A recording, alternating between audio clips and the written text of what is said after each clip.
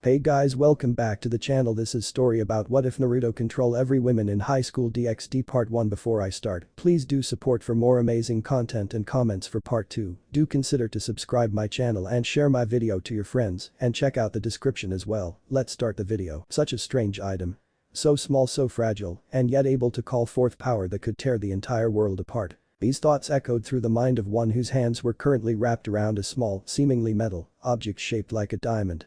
The object was colored blood red, as if it had been dipped in the substance, and had the imprint of a demonic skull, with a pair of crossed blades behind the skull. A strange symbol adorned the center of the skull's forehead the current holder could not identify. To any normal individual, it would be considered a low-class trinket, something a person finds in a second-hand antique shop for a nominal fee, and end up using as a coaster or simply a bauble whose only purpose is to collect dust. Yet through the gray eyes of its current holder, they saw immense power contained within the seemingly unappealing trinket. With each finger tracing across the rough iron of the item, sparks or some form of energy trickled through the skin, bringing the smallest of movements to the attention of individual. With a causal glance, the item was raised to the sky, the light of the moon illuminating all under its brilliant light in an otherwise dark evening. Fingers continued to trace the ridges of the skull emblazoned upon the diamond-shaped piece of metal, placing the thumb in the middle of the skull's forehead, right upon the unidentified symbol. Not one moment later, the finger began to apply pressure to metal center, with small cracks beginning to form, excitement building in the mysterious carrier of the item, whose eyes showed growing interest as strange red wisps began to leak from the cracks. A very small twitch of the owner's blank face revealed their intention to cause greater damage, fully intent on breaking the item. So this is where you've been hiding, I see. The holder showed no reaction, not so much as a single twitch or goosebump. The holder's eyes were fully trained on the diamond, though the pressure upon the center had stopped. Vali, your presence isn't necessary right now, leave now. The figure stepped out of the shadows, revealing a silver-haired individual in his late teens. He was clad in red pants with a black shirt and coat. His blue eyes peered down at the individual before him. You'll have to forgive me, but it's not often you show much interest in anything, thus it's cause to raise some eyebrows. Being born from nothingness, it's hard to imagine anything getting you to so much as crack a smile or twitch. Vali said, leaning against a nearby wall whilst crossing his arms, whilst a figure in the shadows barely turned to acknowledge his presence. Your curiosity is noted and understandable. Though don't you think you shouldn't be so quick to presume someone will tell you anything simply because you wish to know it? Vali only chuckled lightly, showing no hint of anger or even care towards the somewhat cold remark. Perhaps, but you've never really been one to keep secrets, especially from me. Besides, if that piece of metal in your hands plays a part in our mission, I imagine you'd reveal it to us sooner or later. So I figured why wait. Ophis didn't respond to the retort, seeing little point in arguing with the silver-haired teen, her gaze remaining on the item in question as Vali moved closer to her. However, he quickly halted when he felt a rather stinging presence in the room, almost as if every step he took to get close stung at him, with miniature needles piercing his being. His eyes quickly scanned the room for the source of his pain and immediately locked on Ophis's form, or rather in front of her form. Managing to make his way close enough to her, he quickly caught sight of a small book before her, open to reveal one of its passages. However, Vali quickly took several steps back as he quickly figured out what the book was. The Bible. I never pictured you to have any sort of interest in such a childish tome. Especially when there are certain parties present who are less that amused when in its presence. Ophis didn't respond, not so much as moving an inch, yet Vali could sense her using her powers as the book quickly opened, flipping through several pages, as if the wind itself were guiding it. It didn't take long for the page shifting to cease and the book to remain open on a specific page. Vali's interest peaked. He slowly advanced toward the tome, making sure to not get too close, lest he suffer the burning pain or headaches any devil would suffer from contact with the book. Taking one fine step, his eyes were able to make out the text on the page. Book of Revelations, chapter 6, verse 3-4. Vali's expression became slightly puzzled, despite being a rather knowledgeable individual. Reading the Bible never was something he was made privy to due to his devil heritage and generally not caring about what the age-old text stated, much less knowing each passage by heart. His thoughts were quickly interrupted by a cracking sound, causing his eyes to quickly dart in Ophis's direction, whose fingers were now tightening as they applied greater pressure to the item in her hand. Cracks actually were forming from the skull in the center, spreading to each corner of the item, whilst more red wisps appeared to leak out of each crack, the side of which made the hairs on the back of his neck stand on end. What in the name of God is she trying to accomplish? Vali seemed to ask to no person in particular, at least, that would have been the cause, had it not been for a certain white piece of metal on his arm. It is ancient power, partner. A dangerous force that no being should ever trifle with, regardless of the reason. Albion. Vali quickly brought the white bracelet to his face as he spoke. I take it, you know what that thing is Office is trying to break. Only small bits of information. Most of what I know is mere conjecture and nothing concrete. However, what I do know is that the power she's releasing from that pendant is powerful and old, as old as the human race itself, and potentially older than even me. Vali's ears refused to acknowledge Albion's words beyond that point in his dialogue. Perhaps older than one of the two heavenly dragons. Consider my interest piqued. He mused. His partner, Albion, the white vanished dragon, was one of the oldest and strongest creatures in creation. Very few surpassed him in age and experience, and those that did were either beings who exist on a higher plane like God in the original Satans, or transcendent beings like Ophis. Meaning above all things, whatever was coming, wasn't some run-of-the-mill demon, and likely had the potential to clash with those same legendary figures. If his curiosity hadn't already kept him from just walking away at this point, his feet might as well have been glued to the ground at this point, cause he was staying for the long haul, carefully watching as Ophis' full attention remained on the item as she prepared to speak. And when he had opened the seal, I heard the beast say, "Come and see." And there went out a horse that was red.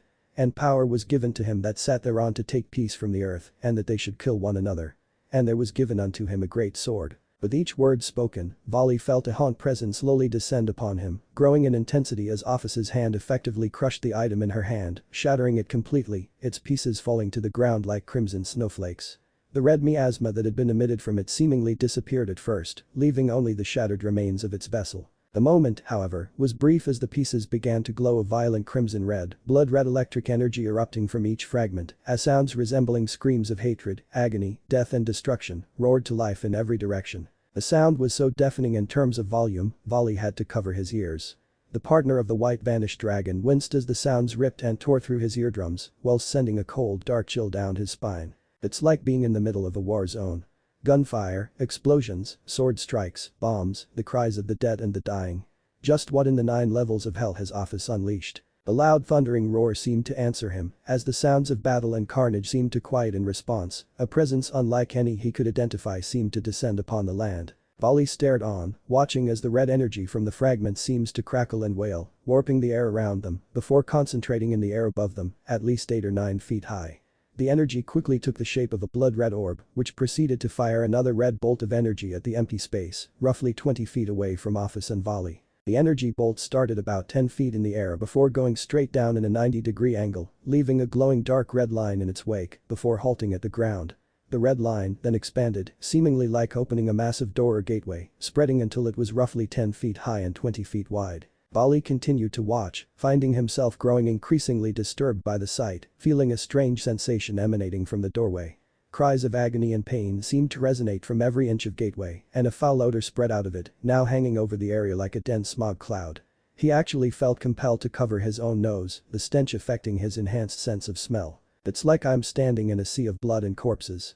Where exactly does that portal lead to? Nothing. Vali quickly turned to Ophis standing beside him, staring at the portal with her same blank expression, though if he was being honest with himself, he'd swear Ophis's expression changed somewhat, if only by a millimeter or two. Regardless, it still was something to gain the Longinus user's attention and interest. You say nothing, do you mean it in reference to the dimensional gap? Ophis only registered with a slight headshake as she continued to stare into the seemingly endless red void of the portal. You're half right, Vali, in that the portal is an opening to a void, though not the same void from which I reside. Vali raised an eyebrow at the response, finding himself more confused than before, but not clearly showing it in his body movements, so it's not a part of the dimensional, but is still a void in and of itself. Here I thought there was only one gap in the universe. Well, calling it a void isn't entirely accurate. In fact, if I were being completely honest, I myself am not 100% sure what exactly you'd call it other than a container of sorts. Container? Container for what? As if creation itself decided to abide by the sacred rule of show don't tell, Vali got his response, not from Ophis' own mouth but from the portal, or rather what he heard from the portal itself. The sound itself, despite sounding far away, still seemed to crash and bellow with the same force as a thunderclap, playing one after the other in a consistent stream of stamps. As the sound got louder, Vali and Ophis could make out a rather large shadow in the otherwise empty red void. It began progressively growing in size as it got closer, whilst its form became clearer and more defined, making out the shape of a rather large creature approaching. Though from what Vali could see, the creature was a mount of some kind, as there was a figure perched atop the creature's back, both with piercing red eyes that seemed to glare through the gateway and directly upon his and Ophis's forms. With another resounding roar, the pair reached the entrance of the gate. A single massive leg made its way through the gate, light finally shining upon it, revealing a massive hoofed appendage covered completely in thick, blood-red and ash-colored fur. These were quickly followed by a second hoofed leg, attached to a massive red torso covered by a black iron chest plate that was held up by massive red chains. The chest plate was emblazoned with a skull identical in appearance to the one on the original item. Finally the beast's head emerged from the gate, revealing a massive horse's head, similarly covered in blood-red and ash-colored fur, red eyes that seemed to glow like burning coals, whilst its head was covered by a thick mane, though not of hair, but of dark red fire, flailing in the wind similar to actual hair. The creature seemed to scan the area, slowly treading through the gate. The crimson mount released heat from its body, exhaling flames from its nostrils with each breath. Finally, the massive beast continued to exit the gateway, fully revealing its massive and frightening form upon the land. However, despite the beast's impressive majesty, neither Vali nor Ophis seemed interested in the creature, focusing instead of the figure who seemed to command the mighty steed. His form resembled a human male in his late teens to early 20s with a build and height similar to Vali's, if not a bit larger. His body was clad in black boots and pants. The pants were seemingly held up by a dark red belt, which held a metal belt buckle with the same skull emblem that had been upon the emblem, which summoned the gate. His upper body seemed to be clad in what appeared to be a very light form of dark grey chainmail armor on his torso and a metal breastplate. The armor itself seemed to extend to the entirety of his arms, as bits of the armor was visible, save for his hands, which were clad in black fingerless gloves. Though it was difficult to fully assess the figure's full appearance because of the large dark red duster jacket he was wearing, a large red hood concealing his face in blackness. Though what seemed to truly catch Vali's eye was the massive sword strapped to the rider's back. It was difficult to fully see due to its position, but from what he could make out, it appeared to be a massive double-bladed broadsword with a handle similar in color to the rider's coat and horse. From the little of the blade he could actually see sticking out from behind his back, the blade itself was a dark grey metal, seemingly forged and sharpened with unparalleled precision, having an edge that he'd swear could very well cut his eyes if he kept staring at it. Oddly enough, the oppressive aura that had released by the gates, seemingly to grow weaker as the stranger appeared, as if shut off by some other party. Though Vali merely attributed that to the gate, which had since closed once the rider and his horse had left. But yet, something seemed to linger, and it was making the young devil dragon wielder edgy to say the least. So strange, I find myself having the sudden urge to battle this stranger.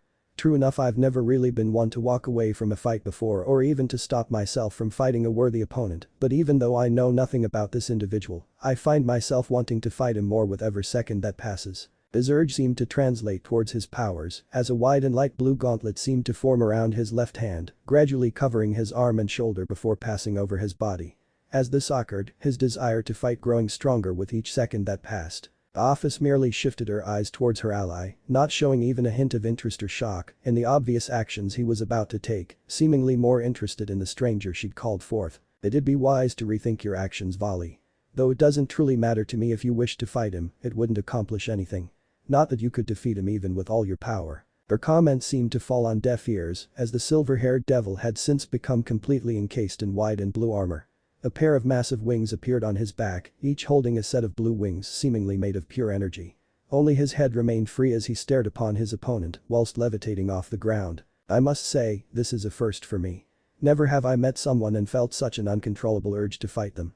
I don't really know what it is or who you are for that matter, so I admit I feel a little odd about this whole thing, but Vali's head was quickly encased in a white, dragon-like helmet as he rocketed towards the rider and his horse. At this point, all I want is to clash with you. So come on. The rider and his horse merely watched as the teen clad in armor rocketed towards them, seemingly at Mach 2.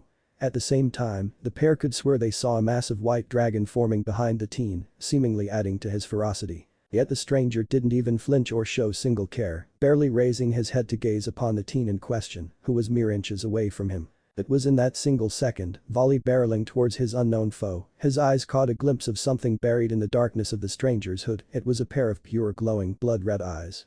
And it was in that single instance of contract that a familiar aura appeared before him. That same feeling of violence and hate washed over smashed into his form with the force of a tsunami, as if the very ocean had lifted itself off the ground and crashed down upon him, quite literally. Through some unforeseen force, Vali found himself blasted backwards, faster than he had been flying.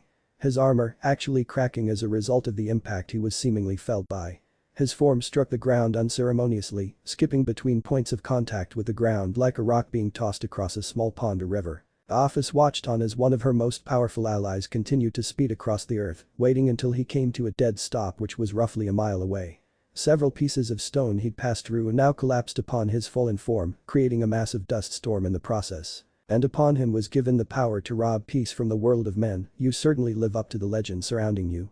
Her neutral expression became slightly sinister, smirking with a degree of wicked glee as she watched the rider depart from his steed whilst pulling down his hood. Though I suppose I should expect nothing less from one of the 4 horsemen of the apocalypse, isn't that correct, War, or do you still prefer the other name? Her question in response was met by the sound of the rider's hood dropping upon his shoulders, revealing the visage of a young man, his head covered in thick blonde hair, in style resembling a porcupine as a result of all the uneven spikes. Upon his cheeks were a set of whisker-like markings, making him resemble something of an animal instead of a man, made more frightening by the silted blood-red eyes he held, currently glaring upon Ophis with a look of hatred, who responded with a look of demented mirth. My, there's a frightening look. And here I thought you would enjoy the chance to stretch your legs out here on Earth. Well, am I wrong, Naruto? The now identified Naruto's glare grew harsh, his eyes glowing dark red, an aura of crimson shadow-like fire appearing behind him, burning the very ground he stood upon, whilst the evening sounds were replaced by the cries of warfare and bloodshed, the cries of the dead and dying echoing across the sky. Tell me something, Ophis.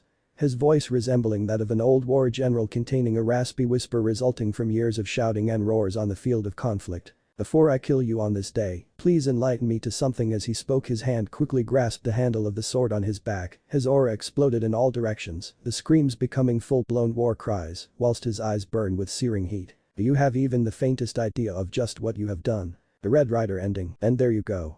Yes, Naruto in this story is a horseman of the apocalypse, specifically the Red Horseman, War.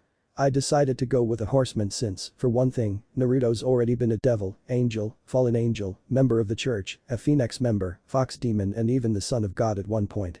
Really, this seemed like a nice change of pace. Also, the 4 horsemen haven't ever actually been seen in the DxD world, so that made it easier to incorporate them into the story itself and take more liberties with them and their powers. Naturally, some people might say making Naruto the living embodiment of war, which he's more or less sworn to eliminate in the manga and anime, goes against his character, and he's little more than an Ock. Well, to that I say he's had less than 5 lines of dialogue, so his character hasn't been established, so keep those comments until further along. Really, this story is more an experiment with this idea, as I've had it for a while and wanted to give it a shot. Plus I figure it might inspire more people to think a little more outside the box and try to make Naruto something other than a devil in DxD. It might not be the best story out there, but I figured I'd give it a try. Okay, well anyway, next on my list of stories is a collab with Neon Zangetsu. I'd say what the story is about, but I like to make people wait for stuff like this, so feel free to drive yourselves insane thinking about it. Ophis stood in place, smirking as if she held all the cards, not the least bit intimidated by the now identified Red Horseman, War Naruto, currently glaring at her with unbridled fury, dark red, flame-like energy warping and whisking around his body like a freighting shadow. Yet the dragon god acted rather casually, as if only confronting a friend she'd potentially cheated in a simple game of poker or somehow managed to shanghai into some little plot against their will. Oh wait, that's exactly what it was. Now War, don't you think you're overreacting just a little bit? I mean, have I really done anything wrong? The sound of several loud clicking sounds quickly echoed as Ophis found herself staring down the barrels and muzzles of countless guns and cannons of every variety and make a person could imagine. Each weapon seemingly stacked atop each other as if welded together by a 5-year-old who thought it would look cooler, though the somewhat silly sight was made more menacing by the dark red color of each weapon, along with the fact that there were also missile launchers and bazookas thrown into the mix. Naruto War stared down at Ophis, every last gun locked firmly in his grip, his finger on the trigger, with each barrel locked onto his target.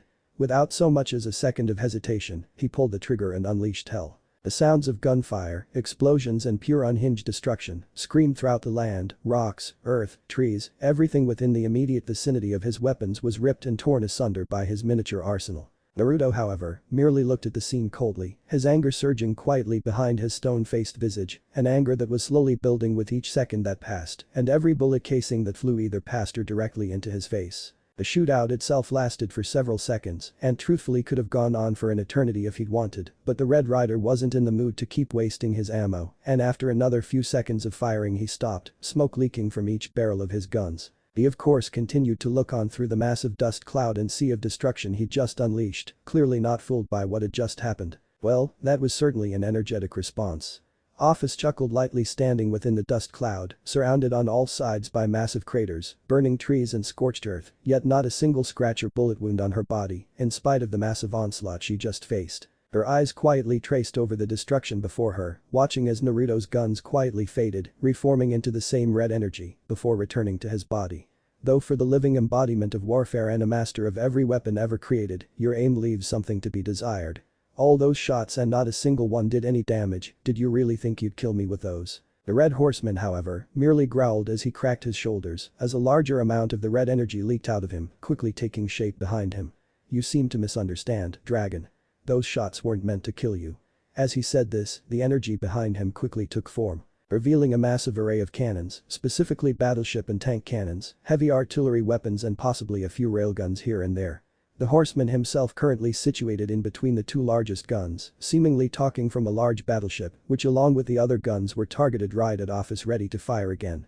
That was meant as a warning shot. The small dragon goddess let out a small whistle at the massive arsenal before her, still not even remotely intimidated, despite the horseman now commanding enough firepower to level everything within a 100-mile radius in a matter of seconds. Seemingly more amused than anything else. My, you certainly like to do things in excess, don't you? Naruto's retort to the comment was a loud cannon blast from one of the artillery guns, just narrowly missing the small dragon god by a hair's breadth, his eyes looking down with greater rage, magnified by the loud roar of the explosion he created and the red-hot flames it emitted. I'm not in the mood for pleasantries or conversational bullshit, Ophis. He spoke with irritation, clearly not interested in having any semblance of a reasonable conversation, as all of his guns seemed eager to fire. So instead, let's get right down to the meat of things.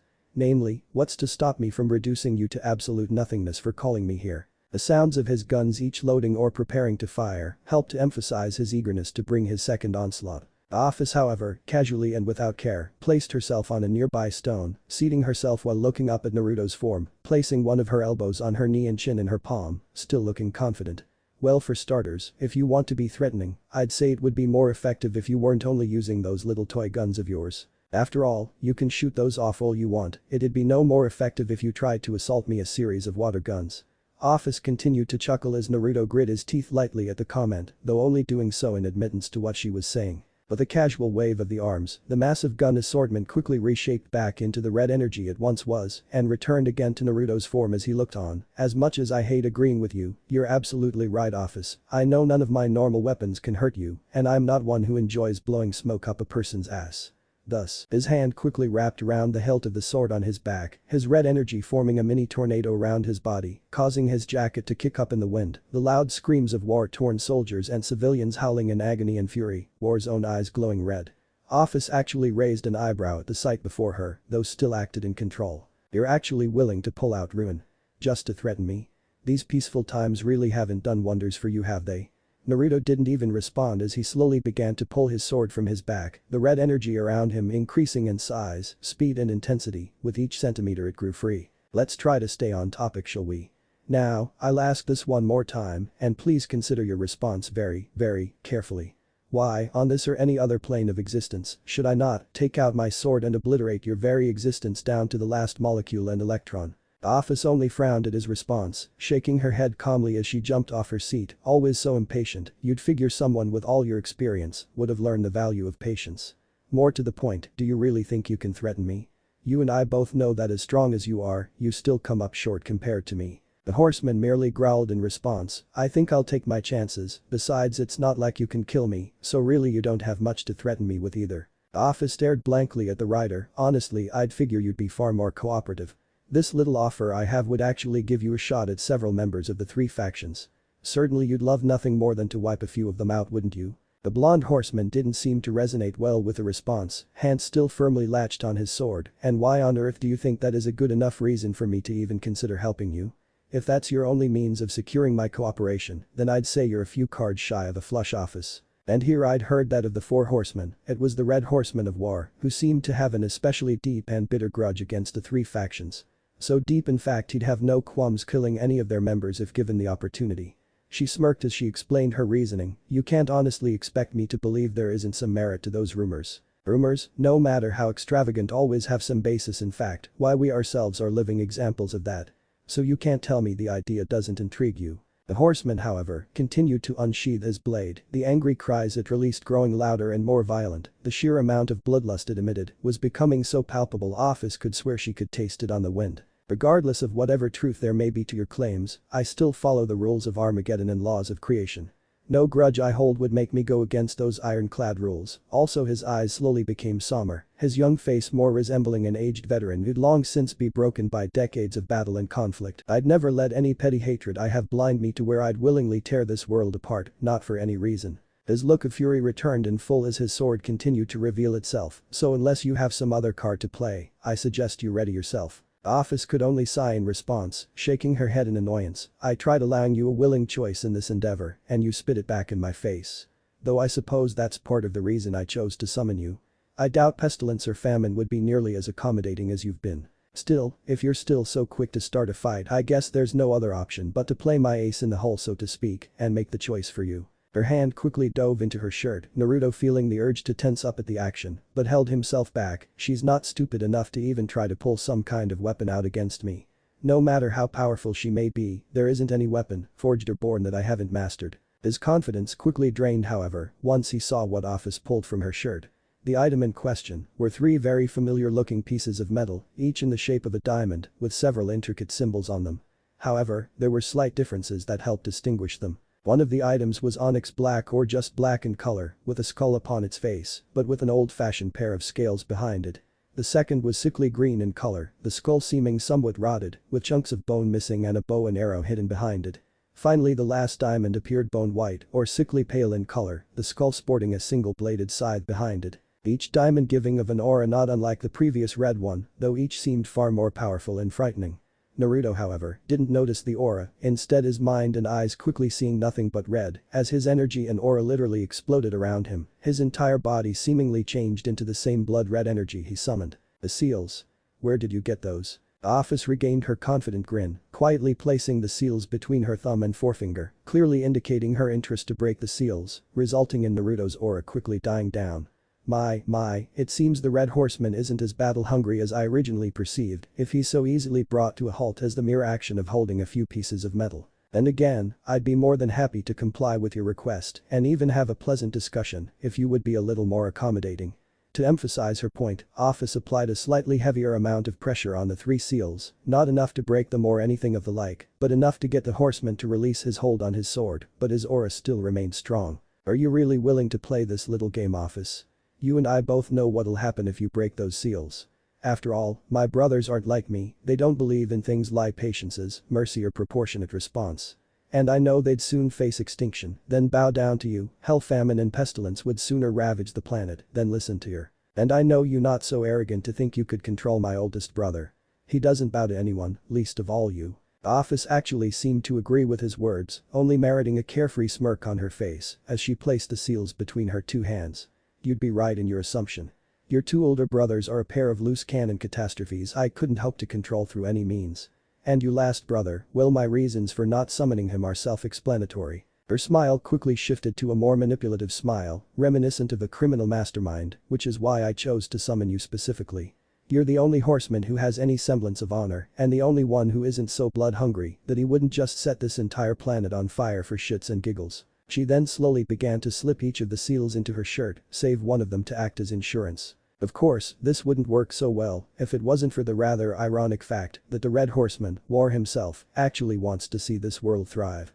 As opposed to how most would believe you to act, namely being all for watching mankind and the 3 factions tear themselves apart. The Red Horseman quickly dropped his aura, seeing himself backed into a corner with few options left, all the while clenching his hands in frustration. Just tell me what you want already, Office. You know I won't attack at this point and you've got the edge, so why don't you stop beating around the bush already and tell me what you want? Office almost smiled at the declaration, check and mate. She thought victoriously before deciding to comply with his request. Alright, War, remember, as long as you comply with my orders, I promise the seals won't be broken and the human race can continue to exist for the next several millennia without fear. The Red Horseman almost stomped his foot in frustration at practically being tied around the dragon god's finger at this point in time.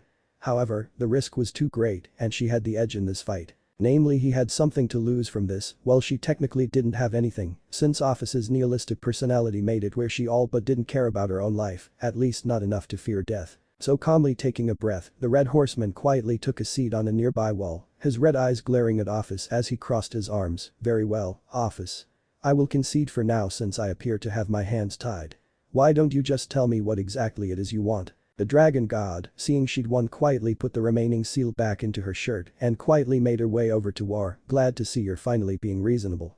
Quickly taking a seat on a wall adjacent to War, the young-looking dragon faced the frustrated horseman. Now then, let's start off this conversation with a simple question. I trust you're familiar with the dragon known as the Great Red. Considered the oldest and strongest dragon in existence and current resident of the dimensional gap. Yes, I know a thing or two about him. Ophis oddly didn't seem surprised she'd been cut off. Well, that was a little impolite. You could have at least waited for me to finish my sentence. And I'd be inclined to allow that, but really, are you even remotely surprised? Your grudge against the Great Red is known practically by any higher level being. Frankly, you whine and boast about it so often, you've become like a broken record. What else could you possibly want? The Dragon of Infinity actually felt the urge to lightly pout at the remark, essentially being called predictable or just plain boring in some sense, if one really wanted to stretch it. Regardless anyway, since you're so well informed, this should move things along a bit quicker. Her face and visage narrowing to an expressionless cold glance, all humor vanishing in an instant. I want that oversized ego-stroking lizard exterminated so that I can finally regain my original home in the dimensional gap.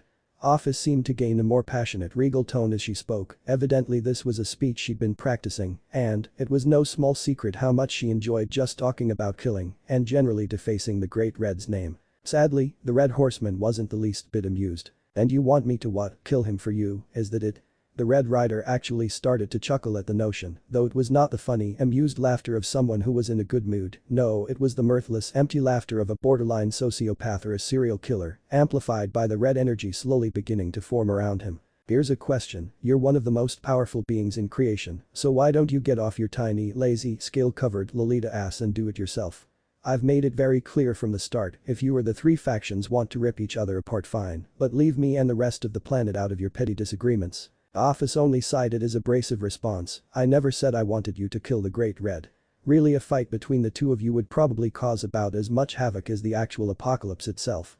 Actually, it has to do with a certain member of the three factions, and I don't necessarily want them dead. I believe indisposed or restrained would be the better term to describe it. Naruto merely said nothing, a single twitch from his right eye being the only indicator he was even remotely interested in Ophis's continued dialogue. The dragon god obliged, quickly reaching back into her shirt and pulling out a photograph before tossing it with a flick of the wrist into the horseman's hands, revealing the image of a 17-year-old girl with long red hair, blue eyes and a noticeable bust. Naturally, if War was actually as old as he looked, he'd probably be drooling all over the image, nose spurting blood in a comic fashion like a faucet, followed by him making some overly perverted line, and then being violently assaulted in a humorous fashion by a member of the opposite sex. Thankfully, War was far too mature for all that bullshit and simply looked at the photo with an analytic gaze. She's a devil, I take it. Correct, her name is Rias Gremory, heir to the House of Gremory and the younger sister of Sirzich's Gremory, the current Lucifer and leader of the Devil faction. Needless to say, she's a girl with quite the pedigree. Naruto again only looked at the photo with disinterest, not fazed by the girl's appearance, name, family, nor anything else. And I return to my previous question. Why exactly does one of the most powerful beings in existence need my help to apparently hold off a female devil who hasn't even graduated high school yet? It's actually very simple. After the last Great War, relations between the three factions have been rather strained. Thus, even the slightest offense against any high-ranking faction member or one of their families is bound to draw a large amount of attention. The wheels in Naruto's head quickly began turning, piecing together the plan in mere seconds. I get it, you want me to essentially act as a scapegoat.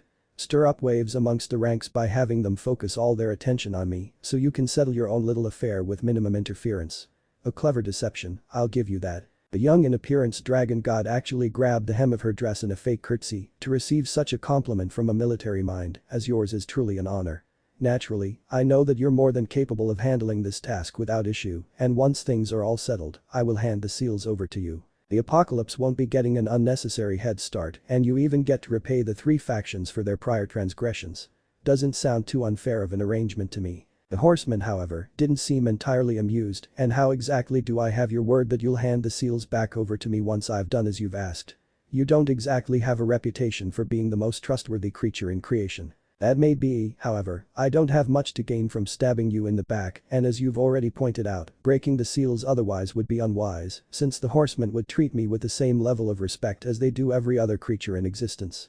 Though, in the end, I guess you'll just have to trust my word above all else and hope I keep it. With another smirk, Ophis gave a subtle gesture as if demanding a response. "So do we have an accord, horseman?" Naruto silently gritted his teeth as he nodded in response. "Don't get too confident, Ophis.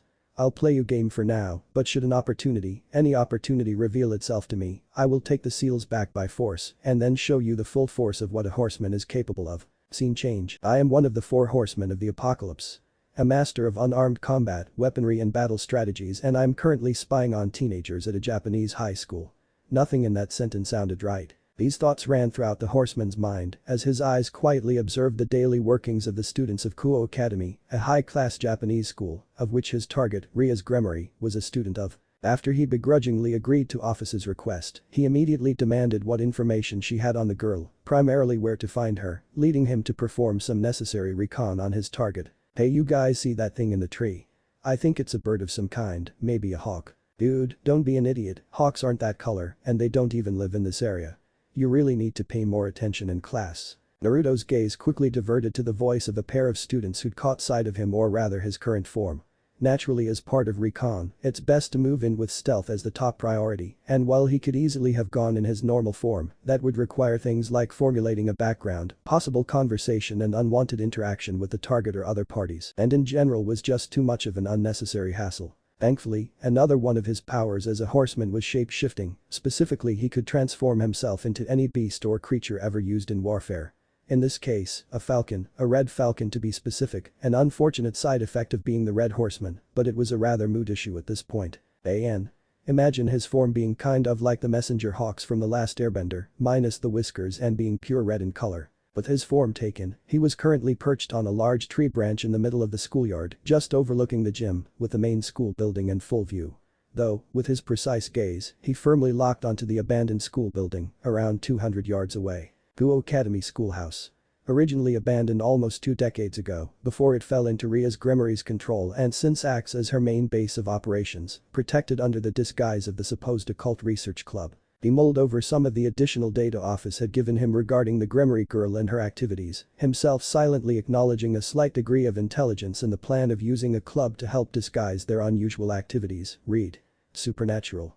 It definitely wasn't the worst strategy in the world, since he'd certainly heard of stranger or dumber ways to conceal such activities. But still, a club that's so exclusive you need to be invited just to get into it and only consists of the school's most popular and elusive students. How have the other students not tried to learn more about the club? They must have to erase students' minds on a daily basis. Snapping from his thoughts for a moment, he focused his scope-like vision at the nearby window of the schoolhouse. A small glimmer of red quickly catching his eyes before the curtains were pulled apart to reveal his target looking upon the school with a degree of mirth. And lo and behold, the Gremory princess makes her appearance. The girl's overall appearance was a dead-on match for the photo he'd been previously given, and even he had to admit she was a rather stunning individual. Cascading crimson red hair, bright blue-green eyes, a figure that belonged more on a supermodel than a 17-year-old. She was the object of every teenage boy's desire and every perverse older man's sick fetishes. However, he wasn't here to gawk, only to gather necessary information on the girl before making his next move. For now he was tempted to get in closer, as despite his enhanced vision and other powers, he unfortunately didn't have X-ray vision and thus couldn't see through walls. No way to get more intel without getting in closer. Just have to be cautious and avoid detection. Though frankly, this would be easier if I could just see through the wall, really need to ask Death how he does that. The Red Hawk quickly opened up his wings in preparation to fly closer to the clubhouse when an all too familiar sound resonated through his ears, causing his feathers crinkle and an unsettling chill to run down his spine. Quickly looking towards the noise in question, he let out a loud groan, which came out as more of a squawk as he felt complete shame at the sight below him. Perverts, it's always has to be perverts. Nice to know no matter where, at what time or even what century I'm in, there's always a nice little group of horny idiots who opted to always think with their dicks instead of their brains. The parties who'd brought about this ire in the disguised horsemen were 2 young teenage students of the school. One of the teens had a shaved head and slightly athletic build, while the other had short brown hair and glasses. Physically, neither was what anyone would consider attractive, either physically or mentally, which probably explained why the 2 were crouched down in front of a nearby wall, peeking through a small hole in the stone and giggling uncontrollably. The giggling in question was a dead giveaway that the pair was up to no good, though a quick scan from the horseman's falcon vision allowed him to peer through the window for an instant before quickly cutting the connection off once he got the gist of what was inside. Peeping into a girl's locker room. And in broad daylight, in a massive open school area. How exactly have these Asklins not been caught yet? His comments seemed to go unanswered as he continued to stare at the two pervs, standing in plain sight, yet none of the students seemed to even notice them. The lack of action on the part of the other students was so baffling to the horseman he actually felt compelled to break his disguise just to go down and kick their brainless asses, since it seemed no one else would. However, the falcon slowly grew a smirk on his beak, at least to where it was somewhat physically possible, as he thought of a more appropriate punishment. Might as well teach these clowns a little lesson in respecting women before I spy on the Gremory girl. I doubt Office will mind, and if she does, well, fuck her. With a quick flick, Naruto unfurled his wings and promptly leapt off his perch, quickly gliding towards the completely oblivious duo. He, however, quickly felt the urge to grit his teeth or lower his head in shame as he listened in on their conversations. Man, nothing better than peeping on the kendo club. All the nudity we could ever want, and we don't even have to pay for it. The bald-headed teen continued to chuckle, a small amount of drool leaking from his mouth, along with a few drops of blood. The glasses-wearing teen nodded. Yeah, Issei really doesn't know what he's missing. In fact, he quickly adjusted his glasses, causing the light to shine on them in a way that made his glasses appear fogged up. I do believe some of the girls went up a size or two. Heh, the girls' cup sizes are actually starting to resemble my last report card, and I'm not complaining. The pair's less than pleasant actions, however, were quickly interrupted by a loud squawking sound as a large shadow descended upon them. They barely had a chance to look up at the source before they were bombarded by an unholy assault of sharp pecks and slashes from the bird's talons, though thankfully none of the wounds were deep enough to cause serious injury. The falcon in question smiled with satisfaction as he went through his assault, enjoying the girlish screams of the two teens as he continued to attack them. For Christ's sake. Where did this freaking bird come from, and why is he so pissed at us? Who cares, he's getting in the way of our lovely date with the kendo club, and they're bountiful quick swat him away. Managing to gain some ground, the shaved-head pervert attempted to slap the transformed horseman away, only for the falcon to quickly ascend higher into the air, resulting in him instead smacking his friend square in the face and flat on his ass. The action in question merited a silent chuckle from the falcon, and now, for the final part of my little scheme. Without a second thought, his eyes zeroed in on the pair once more before they began to glow a dark crimson red, each eye locked on an individual pervert. The unfortunate victim who'd been slapped was the first to react, looking up at his friend with a rage-filled gaze as his eyes glowed red. You damn prick, what the hell did you hit me for? He quickly jumped to his feet before shoving the teen onto his own ass. He in turn also looked at his former friend with red glowing eyes. Me, you're the one who didn't spot the damn bird when it tried to peck our eyes out and ended up interrupted my moment of a beautiful filled nirvana. I almost reached my peak until you decided to get lazy, and now thanks to you, the kendo club is probably on their way with their sticks to beat our balls black and blue. The teen with the glasses gained an evil smirk at the declaration. Now there's a nice idea. The other teen gained a confused look before his entire face tightened in extreme pain, his mouth slamming itself shut as he held his breath, trying desperately to choke down a scream. Meanwhile, his friend, who currently had his foot firmly planted between his victim's legs, continued to smirk. Congratulations, my friend, you've just been blue-balled, literally. He watched on as his friend slowly fell to his knees, only letting out weak little murmurs that sounded like a high-pitched cat. Though his smirk quickly died as his entire face seemed to turn blue, twisting in pain as if he'd just started sucking on a lemon, the end result of his downed friend landing a good solid punch right into his private area. And this is probably the closest you're ever gonna get to seeing any kind of action from anybody. Girl or boy. The pair continued to glare at one another for a brief moment before they raised themselves to their feet, and with a loud battle cry, the proverbial ball-busting competition began. Punches, kicks, even a headbutt or two, both unleashed a hellish assault upon their most vital areas, seemingly able to ignore the pain despite the repeated attacks. Naruto meanwhile looked upon the scene with a degree of satisfaction. Well, I've managed to make possibly the two most perverted people on this campus beat their balls like punching bags, hopefully made it so they can never conceive, and if that angry mob of girls with wooden swords approaching them is any indication, they're in for one more hearty punishment. I'd say my work here is done. But the casual noddy proceeded on his way, flying towards the clubhouse, briefly enjoying the sound of rage-filled girls, bamboo practice sword smashing against flesh, and the high-pitched screams of two boys who'd likely need to glue ice packs to their balls for the next year. It was a surprisingly soothing sound. Scene change inside the clubhouse. My, things certainly seem to be rather lively today. Nice to see that Issei's old friends have stayed active in his absence. The sound of a girl licking her lips quickly echoed throughout the room, and I must say, their screams are surprisingly delicious to listen to. I'm tempted to get a practice sword myself and teach them the finer points of PAI and dot. The girl in question spoke with a tone that sounded more sensual than angry, making it clear her enjoyment in the other's misery was not of the typical variety. The person in question was a surprisingly beautiful and noticeably well-endowed young woman, with long black hair and a ponytail, tied with an orange ribbon, with a pair of purple eyes that screamed seduction and pain for any who dare enter. The sound of crunching echoing nearby revealed a much smaller girl, with light silver hair and yellow cat-like eyes, a small black cat pin holding up her hair. She herself casually observed the sounds of pain resonating across the campus, showing no interest, disgust or any emotion if you were just going by her facial expression, which was about as neutral as you could get. Perverts deserved to get beaten up. Her voice was eerily monotone, meriting a chuckle from a young boy with blonde hair, blue eyes and a Bishonen-like face. I'll admit they aren't exactly the most tolerable people on campus, though if I was being honest, they seemed a little off today. They may fight, but from what Issei's told us, they've never been known to be so openly violent towards each other or so bad at concealing themselves.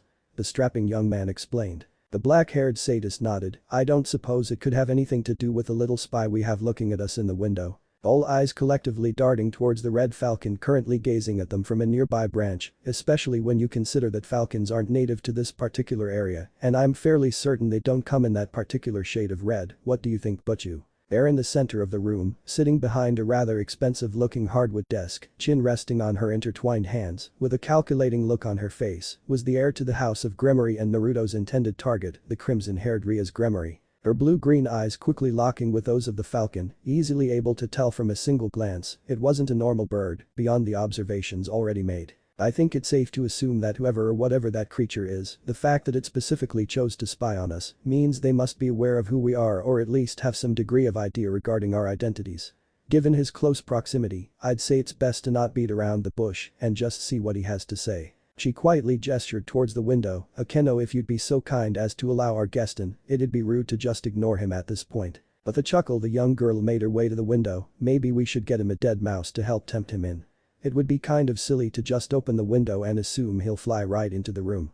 The girl quietly unlatched the window and opened it up, allowing the air to flow into the room as her eyes quickly locked onto the falcon's own eyes. Naruto honestly didn't know how to react. Well, they aren't completely oblivious, which I suppose is good depending on who you're asking. Then again, given these rather peaceful times, that's to be expected. Quietly opening his wings up, he prepared to take flight. Since they know I'm here, might as well oblige them. No point in dragging this out if I don't have to. He quietly flew into the room through the window before halting midway in the air in the center of the room, keeping himself airborne through repeated flaps of his wings, gazing upon the Gremory girl, her servants all observing the matter rather calmly yet staying alert. I suppose introductions would be in order, though I'm thinking that would be easier if we spoke face to face, unless you'd prefer to stay as you are. The Gremory girl spoke in a regal tone, almost acting as though she were a king speaking with one of her subjects. Naruto, taking a hint, stopped his flapping as he quickly wrapped both his wings around his body. The wings in question quickly extended outwards and quickly stretched to the ground, slowly replacing red feathers with red fabric, all the while the rest of his body also transformed. The black talons on his feet quickly grew in size, slowly fusing together into a single foot, wrapped in black boots, his legs also changing into more human-like legs clad in black pants. In a matter of seconds, what was once a 3-foot-high falcon stood a 6-foot-high individual in his late teens, quickly unfurling his now reformed duster jacket, revealing his face and figure to the world, blue eyes looking upon the parties in question with interest, though his focus was primarily directed towards his intended target Rias Gremory, quietly sizing her up with his eyes. Very well, Miss Gremory. Let's talk. The eyes of the club remained trained on the stranger before them, Akeno letting out a small whistling noise at the transformation that just took place. Ara. Quite the flashy entrance you have there. Were you trying to be intimidating or just felt like showing off? The red horseman didn't say anything, his eyes instead quickly scanning the room over, along with the 14s he currently stood in the presence of. If I'm being perfectly honest, that's really just how the transformation works. I wasn't necessarily trying to be flashy intentionally, but I do admit it is fun to do every now and again. His rather casual tone caused an eyebrow or two to be raised, the group half expecting the man to react in a slightly more hostile sense, and all but the man to move the conversation along. The red horseman walked a few steps looking over the room itself, though if you want to talk about being flashy, this room seems to fall into the category. Expensive furniture, eerie-looking candles, and he paused as he looked to the area near Ria's desk with a raised eyebrow, a built-in shower. Didn't realize devils were so hygienic these days. Rias kept her eyes locked on the stranger as he observed the room, paying attention to his movements and energy output. I find taking a shower to be a nice way to unwind and wash away any anxiety after a long day of school and devil business.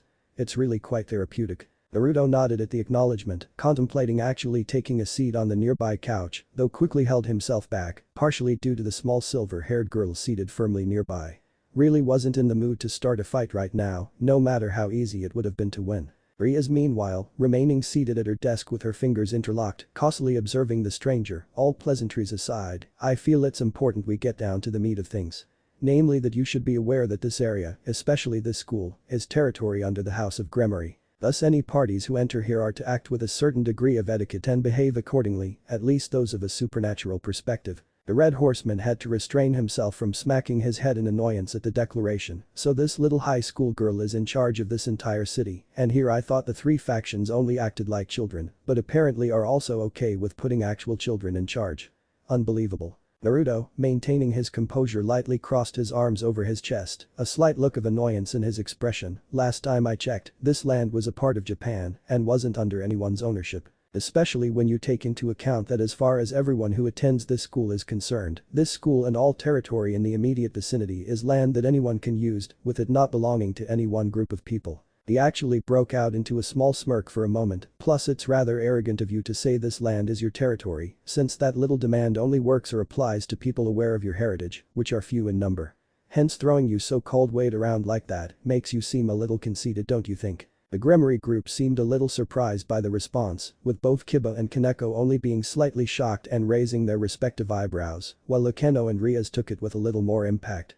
Typically just mentioning her family's name in casual conversation was enough to get compliance out of most, even managing to deter fallen angels in the past. Yet this one didn't even seem interested, in fact his very countenance at the remark seemed to resemble an adult listening to a child brag about one of their friends to another. Shaking off the shock and apparent lack of respect, the Crimson Princess continued, well, regardless of how you view the situation, the fact is that while you are in this land, you'll abide by the rules set forth by the House of Gremory.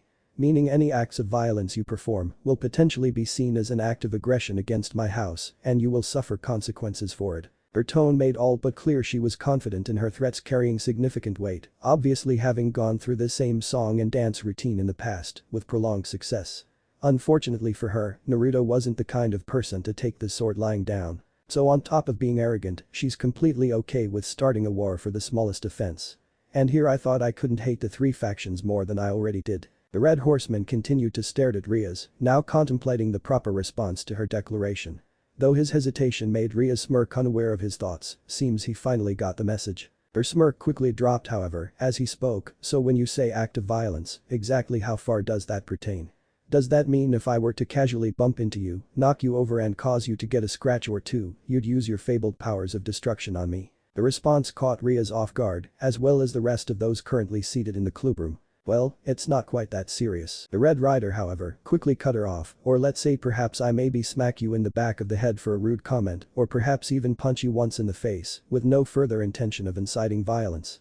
Would you decide I was worth exterminating right on the spot? Once again Rias couldn't respond quick enough, barely managing out a, I would never before the stranger managed to cut her off again. You know, I wonder if this is how you act around the school as well.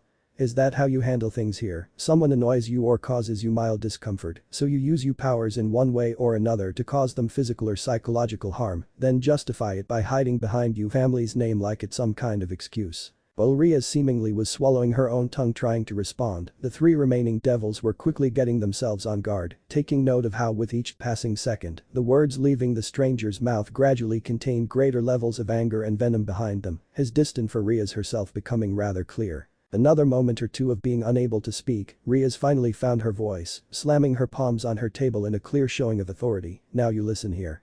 I have never abused my powers in any way towards the people at this school or this city, nor have I ever had an intention of doing so.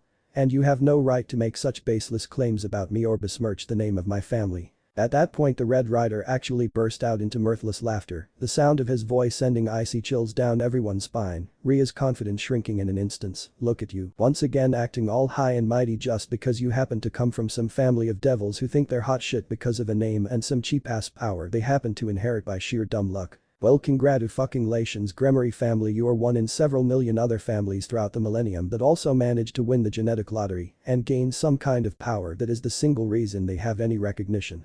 Whoop-de-fucking-do for you. His cold tone made Rias go quiet as Naruto casually approached her, slamming his own palm on the desk, causing the wood to howl in agony whilst cracks formed around his palm.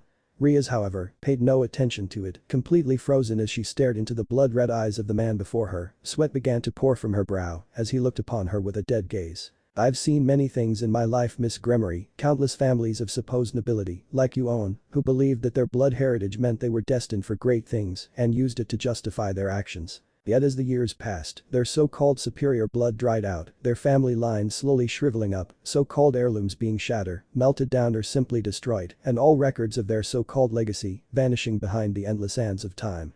Their entire existence faded from history and memory, leaving not a single thing of value left behind but dust." He casually turned his back to Rias, walking forward, his form being targeted by the remaining Peerage members, each clearly on edge with Akeno and Kiba readying their respective weapons, whilst Koneko readied her fists.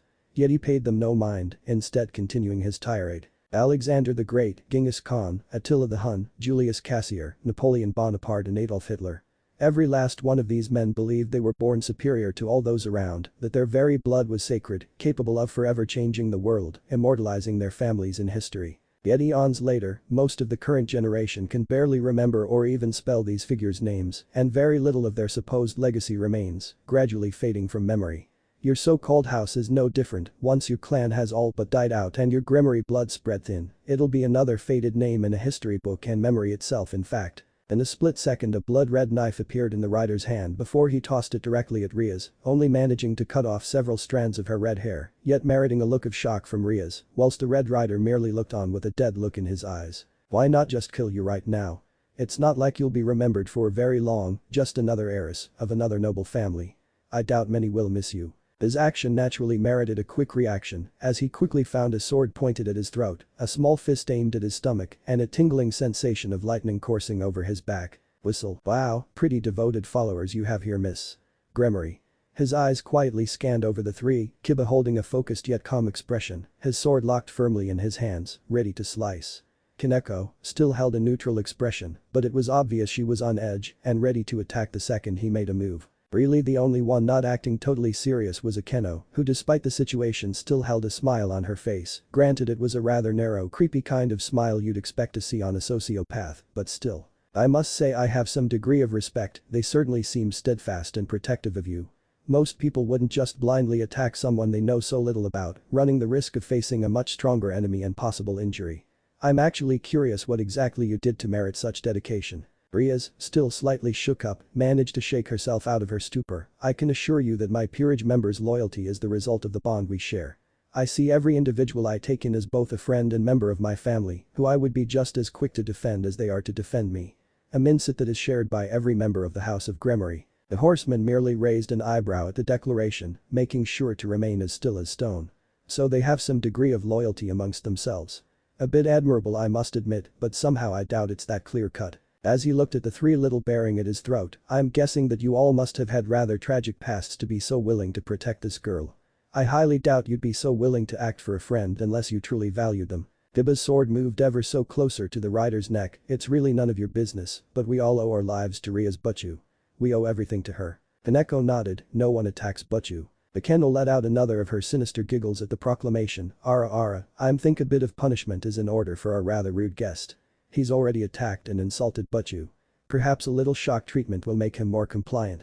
Her hand unleashed another jolt of lightning for emphasis. Rias actually seemed to consider the option, as the man had directly insulted her and her family, as well as making an obvious attempt at her life. "I doubt brother or anyone would really complain if I took action against this man. No, then I'd just be enforcing exactly what he accused me of, and I'm not some serial murderer. However, I feel incapacitation might be the best option after all." Her eyes quickly met with those of Naruto, sending another chill down her spine and sweat to form once again. Even though he has a sword to his throat and attackers on all sides, he's completely calm. As if he could just wave his hand and get out of this situation anytime he wanted. Her thoughts were slightly jumbled as she debated her actions. A sigh quietly broke her from her thoughts as she looked once again upon the red horseman, looking of all things bored. Attempting to stay in control, Rias shook any troubling thoughts from her mind. "You know, you're surprisingly calm for someone in such a precarious situation." Naruto merely let out a breath in response. "If only you knew," as he continued to stand. "Forgive me, but I see no real reason to worry or care about my current predicament. His response made Rias feel truly on edge, actually making her hesitant to speak, actually sending a nod to her peerage members ready themselves. And why, may I ask, do you feel so calm? Because, your ability to hold me is entirely dependent on the loyalty of your followers and their willingness to protect you as a result of that allegiance. With those words he moved his hand ever so slightly, placing his middle finger and thumb together, his eyes beginning to glow red as he spoke. And loyalty, Miss Gremory, like any bond, no matter how strong, can be broken. The loud snapping noise resounded throughout the entire clubroom, effectively cutting off all other sounds in the room, as if a gun had just been fired. Rias managing to catch sight of a quick shift in power. What did he? Rias, however, quickly halted her thoughts as a quick sensation of pain was felt across her cheek, warm liquid slowly flowing down. A dripping sound was heard as Rias looked upon her hand, to which small drops of blood could be seen, which she quickly traced to her cheek, a lone cut now present upon her once flawless skin. Her eyes widened as she looked upon the attacker Kiba, looking upon her with red glowing eyes, hatred pulsing from his gaze, his sword dripping with Ria's own blood. The Crimson Princess too shocked to even respond to the action itself. She barely had any time to think as a heavy force slammed into her stomach, sending her flying violently into the wall behind her desk, blood now dripping from her mouth. Looking up, her eyes widened in horror and shock at the sight of Koneko with her tiny outstretched fist, her own eyes also red with hatred. She let out a small croak at the sight. Koneko wa? A loud scream soon echoed throughout the air as tears welled up from Ria's eyes, electricity pulsing throughout her body, catching sight of her best friend Akeno, using her own lightning powers against her. She stayed suspended to the wall for a moment before the weight of her body and lack of muscle control caused her to fall forward. Her limp body crashed hard against a wooden desk, sending her books and papers falling to the floor, her own face impacting against the desk, smearing blood across it, mixing in with her sweat and tears. The rest of her body was in no better shape, burned and bloodily, with numerous cuts and bruises from her most trusted friends. Looking up at the intruder, snacking on one of the cookies Koneko had since abandoned. She made an attempt to raise herself, only to feel a hand wrap around her wrist, her eyes looking up to spot Akeno looking down upon her, red glowing eyes bearing down upon her with a look of pure rage. The very sight brought tears to her eyes. Akeno, it's me, Rias. You can't tell me you forgot. Her only response was another cold look and another heavy surge of electric energy racing through her body. A howl of immense pain ripped through the clubhouse, Ria's body hitting the desk again with greater force, her body being quickly held in place by Koneko. Naruto casually picked up another cookie, taking a bite out of it, seemingly without a single care. The little cat girl certainly has fine taste in snacks, of course I prefer chocolate chip cookies personally. His attention turning over to the teacup seated next to the cookies. Can't say I'm much for the tea, never really liked it for some reason. What did you do to them? The red horseman halted his attempt to take another bite of the snack in his hand, his gaze shifting over to Rias, trying desperately to raise her head to face her enemy. Naruto only let out a casual hum. In response, barely acknowledging her question. She's able to raise her head up despite her injuries, I'll give her a point for tenacity. Ria's normal composure quickly broke at the sight of the man ignoring her, quickly clenching her hand into a fist and slamming it down in a rage at him. I said answer me, damn it. What did you do to my friends? Quietly he took another bite from the cookie before meeting Rias with a harsh gaze. Without even saying a word he snapped his fingers again, Koneko harshly slamming Rias down onto the hardwood desk in response, cracking it further and meriting another cry from the downed princess. You're in no position to make demands, you self-entitled little brat. He quietly got up off the couch, another cookie still in hand as he made his way to the downed girl, watching her weakly struggle against her friend's grip, blood and tears leaking from her body, trying desperately to look intimidating. Naruto merely sneered at her, don't you look downright pathetic right now. Seems for all your grandstanding, without your friends, you're little more than an overdeveloped red-haired weakling. Of course it's just like I said. As he continued to speak he quietly fiddled with the cookie in between his fingers. You can give yourself as many fancy titles as you want, brag about your family's bloodline until your face turns blue, claim to have some kind of end-all be-all power. Yet in the end, all that bravado and hot air only works when you have people who believe in all the family superiority bullshit and are willing to back you up when the need arises. And why do people stand by you? Loyalty, and therein lies the rub. His eyes darted to the various peerage members currently standing at his beck and call, sending a nod to Koneko to let Rias raise her head enough to see. To put it simply, that kind of commitment to someone, no matter how strong or deep the bond shared may be, can be broken through one simple thing: hatred. Every person has something or someone they truly despise, and that revulsion spreads like venom in an open wound, corrupting every thought, every impulse in that person's mind, till violence, bloodshed and rage are all that they see. All I did was bring that inner violence to the surface and direct it towards you. He actually let loose a rather mirthless chuckle as he scanned over the three individuals, though I must say, it usually isn't as easy as it was with these three. Then again manipulating a person's inner darkness is child's play when you have such incentives like pointing first to Kiba, feelings of treachery and rage towards those you trusted, only to learn they only saw you and your friends as expendable tools, and watch helplessly as those you cared for died senselessly before your eyes. He shifted to Koneko, or feeling betrayed by your own sister, whose only selfish actions and desires lead you to face a life of persecution and despair, so much so that you give up your own name in a vain attempt to lessen the pain. Finally his gaze fell upon Akeno, or even feeling nothing but bitter rage towards your father. Blaming him for the death of your mother, and abhorring him so much that you hide your own heritage in shame, forced to live every day keeping that secret from all. He slowly made his way towards the captive Rias holding a cookie in between his fingers, fiddling with it as he moved, bring all that hatred to the surface, and you become a general with no army, and any title or rank you once held equates to jack and shit. Just another nameless individual who, with a quick application of pressure, the cookie was reduced to dust, breaks just like the rest. He quietly dusted his hands off, looking upon the girl before him, rolling his eyes as he watched her continue to struggle somewhat. Quietly turning his back to her, not the least bit bothered by the cold glare she was attempting to give him. You can glare at me until your eyes burn out. It won't change your situation. Then again, if you're so adamant about acting tough in spite of everything. With another snap, Rias felt a weight remove itself from her back, managing to raise her body up, only to regret that decision. Her three friends and allies were each facing each other. Koneko's fists were raised, Kiba's sword beginning to glimmer as he readied his sacred gear, Akeno's palms began to glow and pulse with electric energy. Her gaze quickly shifted to Naruto, once again looking at her with a dead, almost empty gaze. I could make them turn on each other until one is left standing. He casually raised his hand, much like an executioner's axe. He prepared to unleash the trio on each other as he looked at Rias with soulless eyes. So tell me Ms. Gremory, do you still feel in control? Rias didn't have a chance to say anything, though it wasn't because Naruto moved too fast for her to react or anything, rather because someone managed to beat her to the punch. But you? Ria's tear-stained eyes widened in surprise and a joy at the sight of the doors of her club room bursting open, revealing a brown-haired teen barreling into the room with a determined look in his light brown eyes. Rias, but you? Another voice echoed in the room as the boy what had just appeared was followed swiftly by a short girl with long blonde hair, green eyes and overall innocent look to her. The Red Rider merely felt the urge to groan at the pair's arrival. Wonderful, there's more of them. As if this already tedious task wasn't enough of a pain in my ass, now I have to deal with these two. Issei, Asia, Ria's previously held worry was replaced slightly with relief at the sight of her two remaining servants' friends. The pair meanwhile looked upon the situation with a mixture of confusion and horror at the current state of both Rias and the makeshift Mexican standoff their friends were currently in. Issei in particular seemed especially surprised. Kiba, Konkyo-chan, Akeno-senpai. What's with you guys? The three were silent, none so much as twitching in spite of the boy's entrance or his calls. Seeing no reaction or words from the three, the teen moved his attention to the other figure in the room, namely the blonde-haired teen in the red duster jacket and big-ass sword on his back, currently with his hand held up in a snapping position. Issei, well an idiot who spent more time reading and watching porn than pretty much anything else, was not so stupid that he couldn't put two and two together.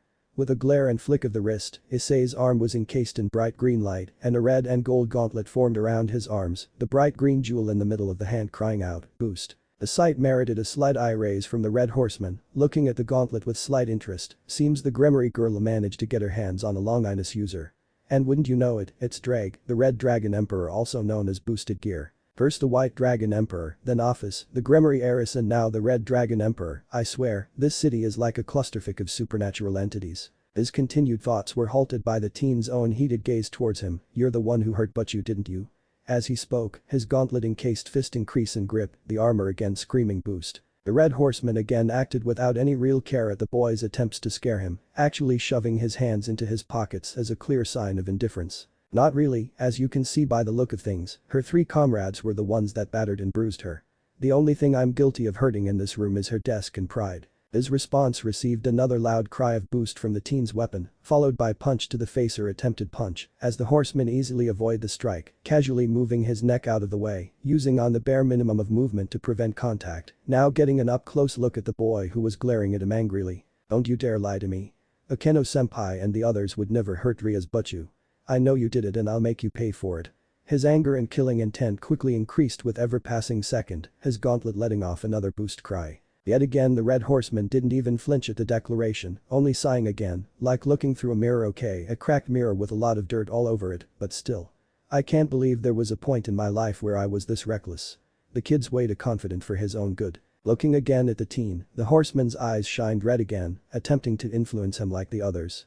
Yet strangely enough nothing happened as Issei wound his gauntlet-clad hand back to deliver another blow. Well, that's interesting. The boy wound himself up for another attack, ignoring the cries of the slightly recovered Rias, attempting to get him to retreat.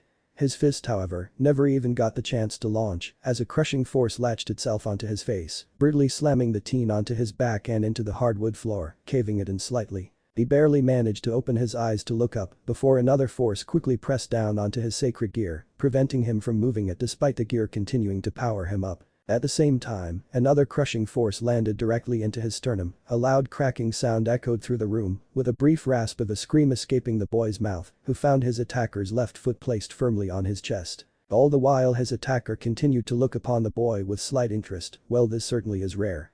The kid defiantly has hatred inside of him, and it's likely under normal circumstances he'd bend like any other. However, in this kid's case, the horseman shifted over to the Gremory heir, being tended to by the blonde girl, seemingly healing her with her own sacred gear, Twilight healing. Both parties seemed rather fragile at the moment, completely beside themselves with fear and panic for the boy he currently had under his literal heel. Seems the boy's love for the Gremory girl is so strong, it's actually drowning out any hatred he has inside of him. Though it also seems like that's mainly due to the sheer amount of perversity running through this kid's head. I honestly don't know whether to be impressed by that or downright embarrassed that such a person exists. Then again, now's not really the time for that. The horseman continued to look at the teen, a bit of pity crossing his eyes as he continued to struggle with what little might he could muster up to free himself from the horseman's grip, still willing to fight on to protect his friends despite everything. Kid's got guts, pity that alone doesn't win you much in the end. You're wasting your time, you know, the rider spoke calmly, halting his enemy's struggles for a moment to listen in. Even if that boosted gear of yours keeps doubling your strength from now till the next decade, you still won't be able to move. His only response was another grunt of exertion from the teen as he continued to struggle. You can say that all you want, pal. I don't give a damn what you say. You hurt Rias, you made her friends attack her and made her cry. I don't care how strong you think you are, I'll still kick you ass. Is that so? You really think you can still win in spite of your situation? Issei didn't respond to the question, causing the horseman to let out a tired sigh at his stubbornness. I don't know if becoming a devil made this kid so stubborn or if he was just born this way. But it seems he just isn't getting the message of who's in charge here. Oh well. With a quick flick of the wrist, a red desert eagle quickly appeared in the rider's hands before he promptly pointed the barrel directly in front of Issei's mouth. The action merited looks of shock, horror and panic from all those present in the room not currently under mind control. None more so that Issei, whose confidence seemed to drop rather quickly at the sudden change. Well, seems you and your king share some things in common. You both like to talk big and act tough until you find yourself in a less favorable situation, like having a gun shoved in your face that you suddenly lose all that bravado. He paused for a minute as he cocked the gun, merited another panicked look from the teen. Of course, it probably doesn't help that the bullet in this little gun has the same amount of destructive force as a hydrogen bomb.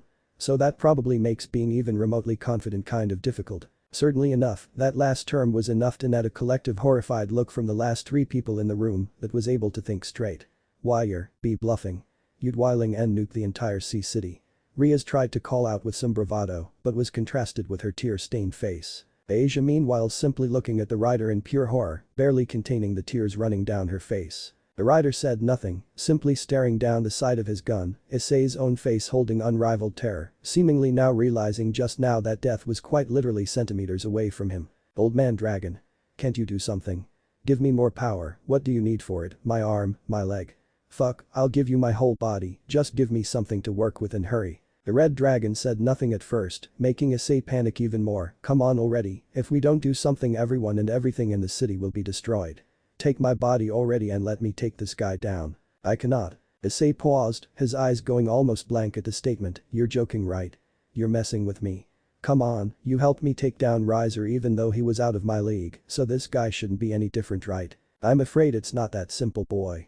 Well, it's true I've helped you overcome foes in the past, no sacrifice either of us makes would be enough to conquer the foe standing before you. Issei found his confidence dropping further and further. You can't be serious.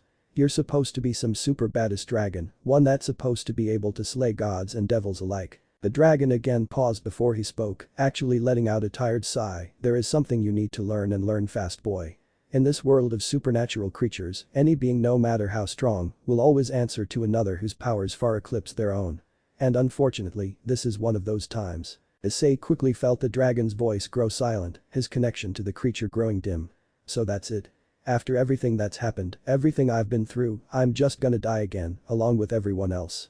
The pervert's eyes quietly shifted to Rias and Asia looking upon him with tear-stained eyes, both barely able to contain themselves. The sight of this brought renewed strength to the teen's eyes, his gauntlet beginning to shine anew with bright green light. His attacker looking upon the sight with a small amount of interest, yep, just like how I used to be, right down to the last desperate attack. If only he knew the truth. Issei meanwhile found himself flashing back to the first time he experienced the same sensation, his first raiding game. In that instance one riser Phoenix, high-ranking devil, heir to the Phoenix clan and all-around douchebag, had soundly trounced him. Despite Rias and her group coming far and challenging his peerage, even going so far as to nearly win the match, in the end, Issei was the last piece standing and reduced to a punching bag before Rias' eyes. She ultimately forfeited, unable to stand watching him suffer and further, and had it not been for Issei's stubborn interference, his king likely would have been lost to him forever. And even after everything I've been through, I'm still failing to protect Butchu. I vowed to make sure she never cried like that again, and I'd make anyone who caused her such pain to pay no matter the sacrifice. So you know what, screw you old man dragon. I don't care who this guy is, he hurt Butchu, and he's gonna pay no matter who he is, and I'll do it, with or without your help. Issei tightened the grip of his gauntlet arm, which continued to double his power with each 10-second interval. Even if it's not enough to kill him, the blast should be able to at least push him back. Might end up doing some damage to Clubroom, but it'll be worth it. Managing to shift his wrist enough to where his palm was now directly facing Naruto, the light quickly shifted from green to red before his palm opened wide, the red light forming a small sphere of energy within it. Rias and Asia both took note of the attack coming, the red-haired princess looking to the blonde, Asia, get behind me quick.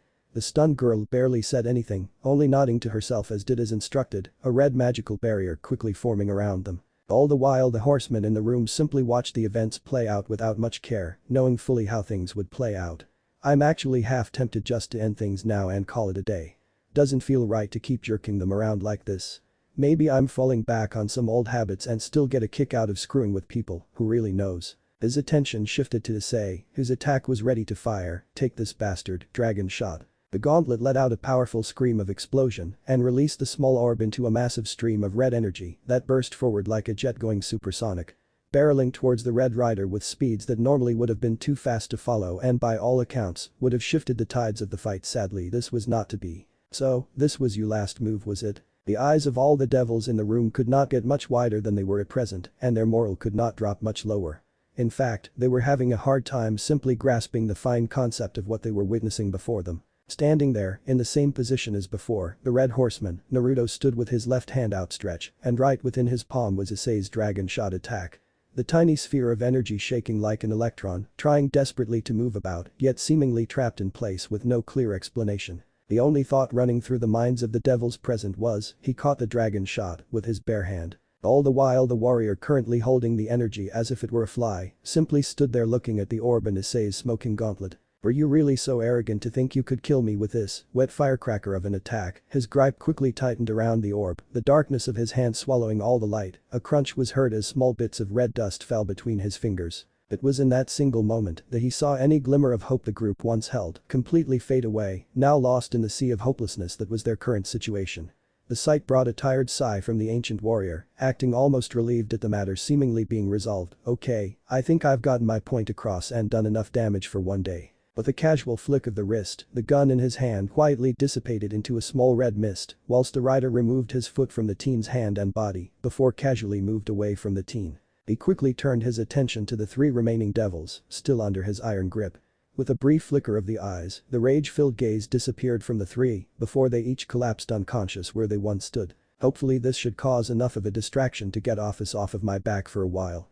If these devils are as proud as they claim to be, then they'll probably start sending their agents after me the second they get the chance. The horseman quietly made his way towards the doors to leave the club building, walking past the three still conscious individuals left in the room, both girls currently clutching onto the lone male left standing into the room for dear life, almost ignoring his own presence though not completely. Why? His eyebrow quirked at the voice, turning his head slightly to see Issei looking at him with a bitter gaze, his boosted gear still glowing, though with far less light than before.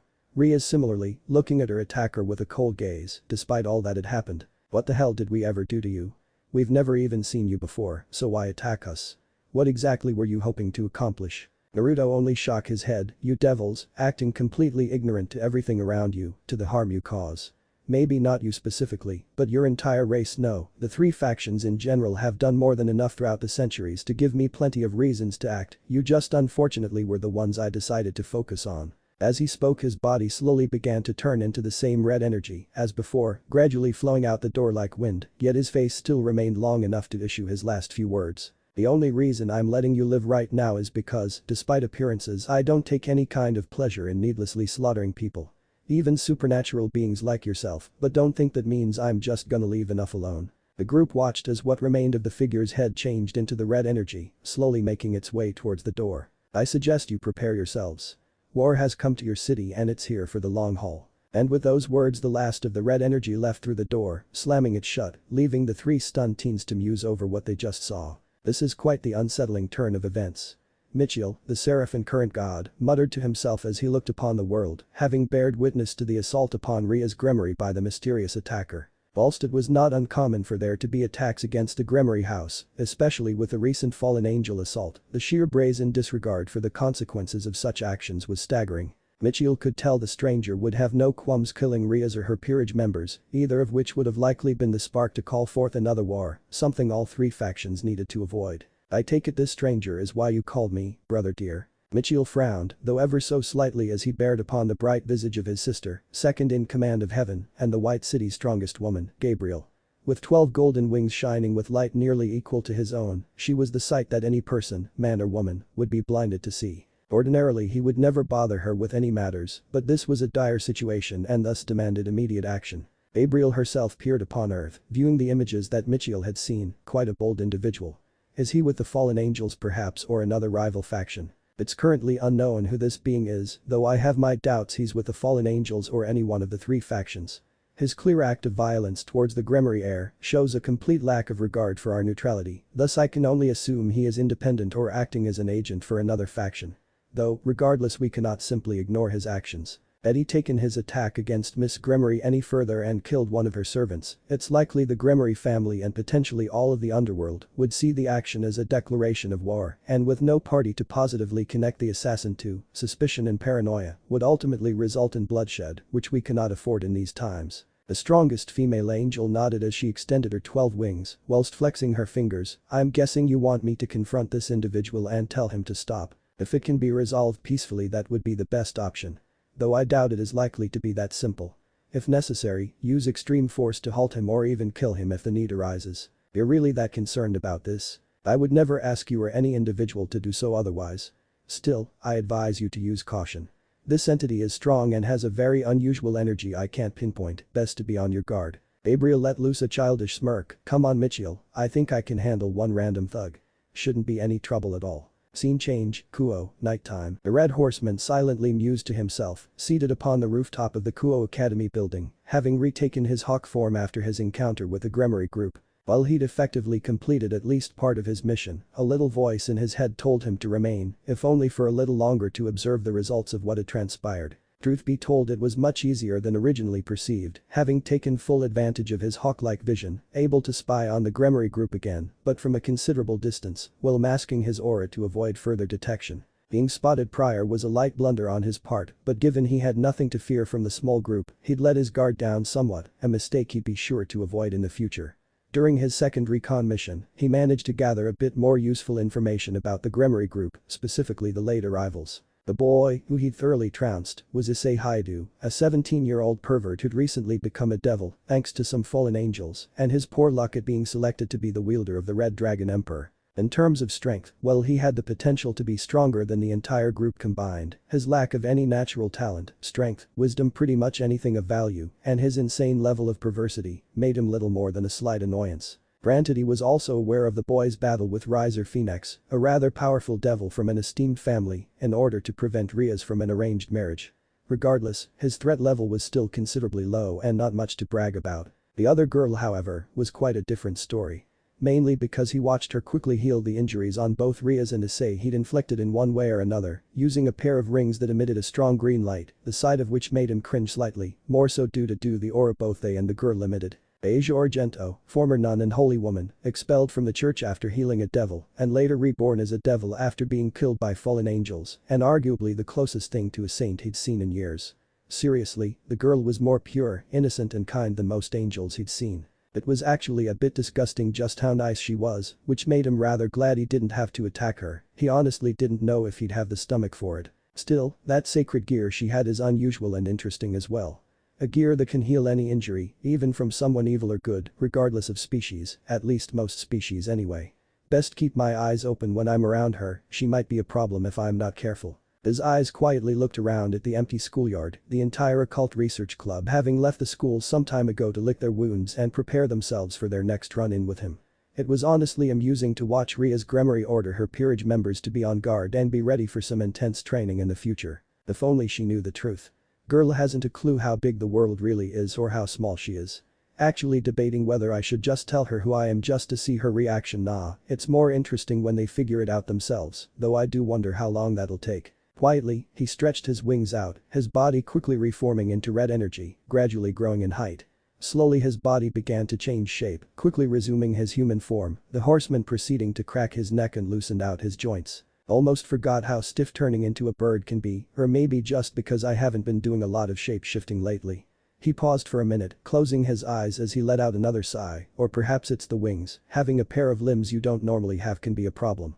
What do you think, Ms. Angel?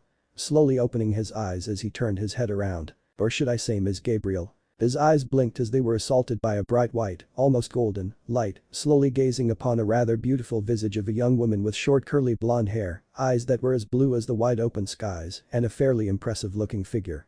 Though, she was currently clad in some bulky angel robes so it was hard to see. Really the most impressive feature was the 12 wings upon her back, each emitting a light nearly as bright as the sun, a symbol of her strength and power.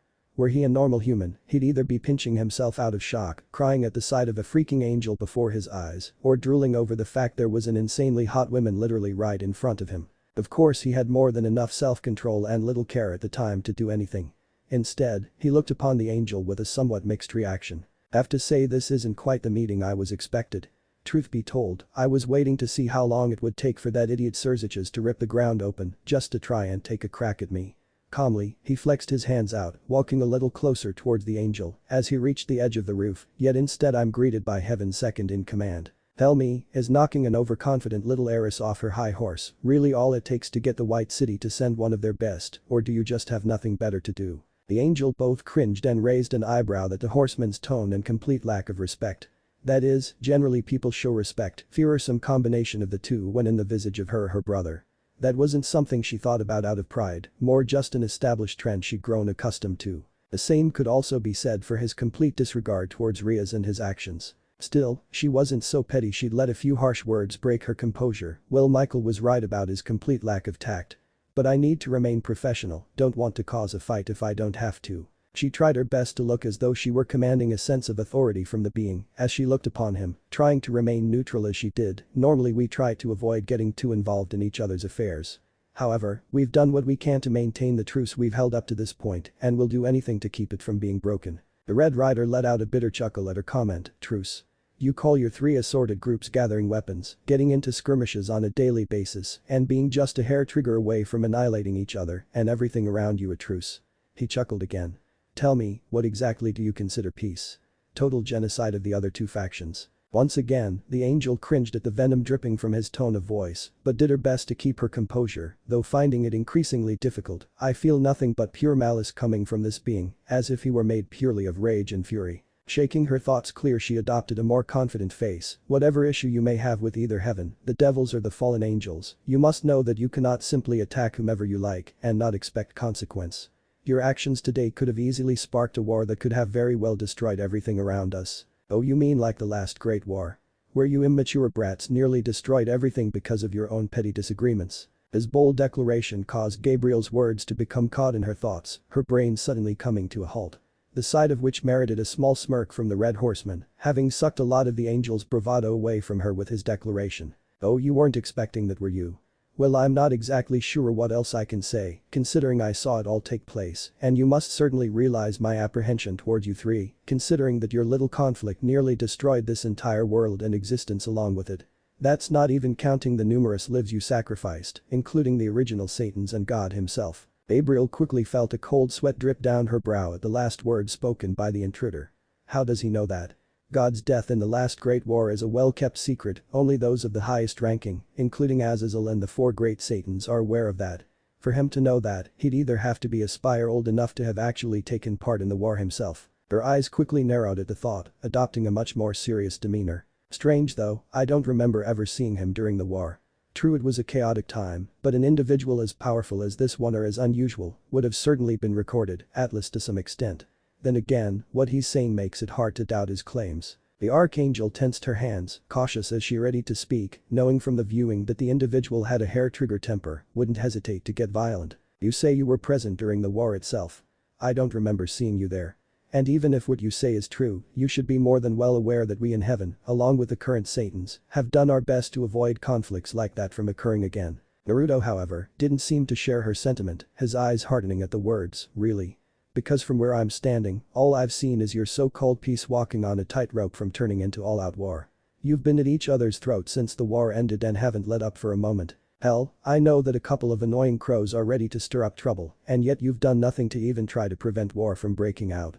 So really, are you just too lazy to step in, or do you actually want to start another war? Gabriel's demeanor and face were becoming progressively strained at the verbal lashing she was receiving from the horseman.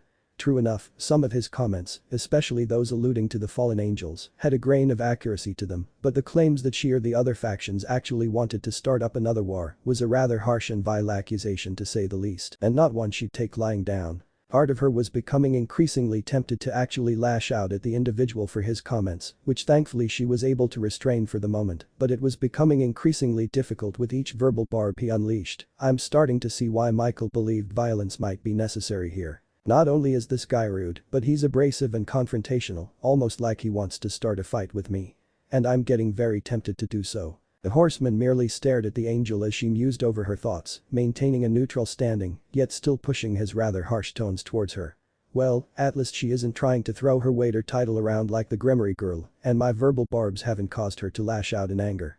So at the very least she's a more patient and thick-skinned individual even so. Looking closely at the angel who had yet to make a move, the horseman quirked his eyes slightly at her. You know, I find myself curious. What exactly are you hoping to take from this exchange exactly?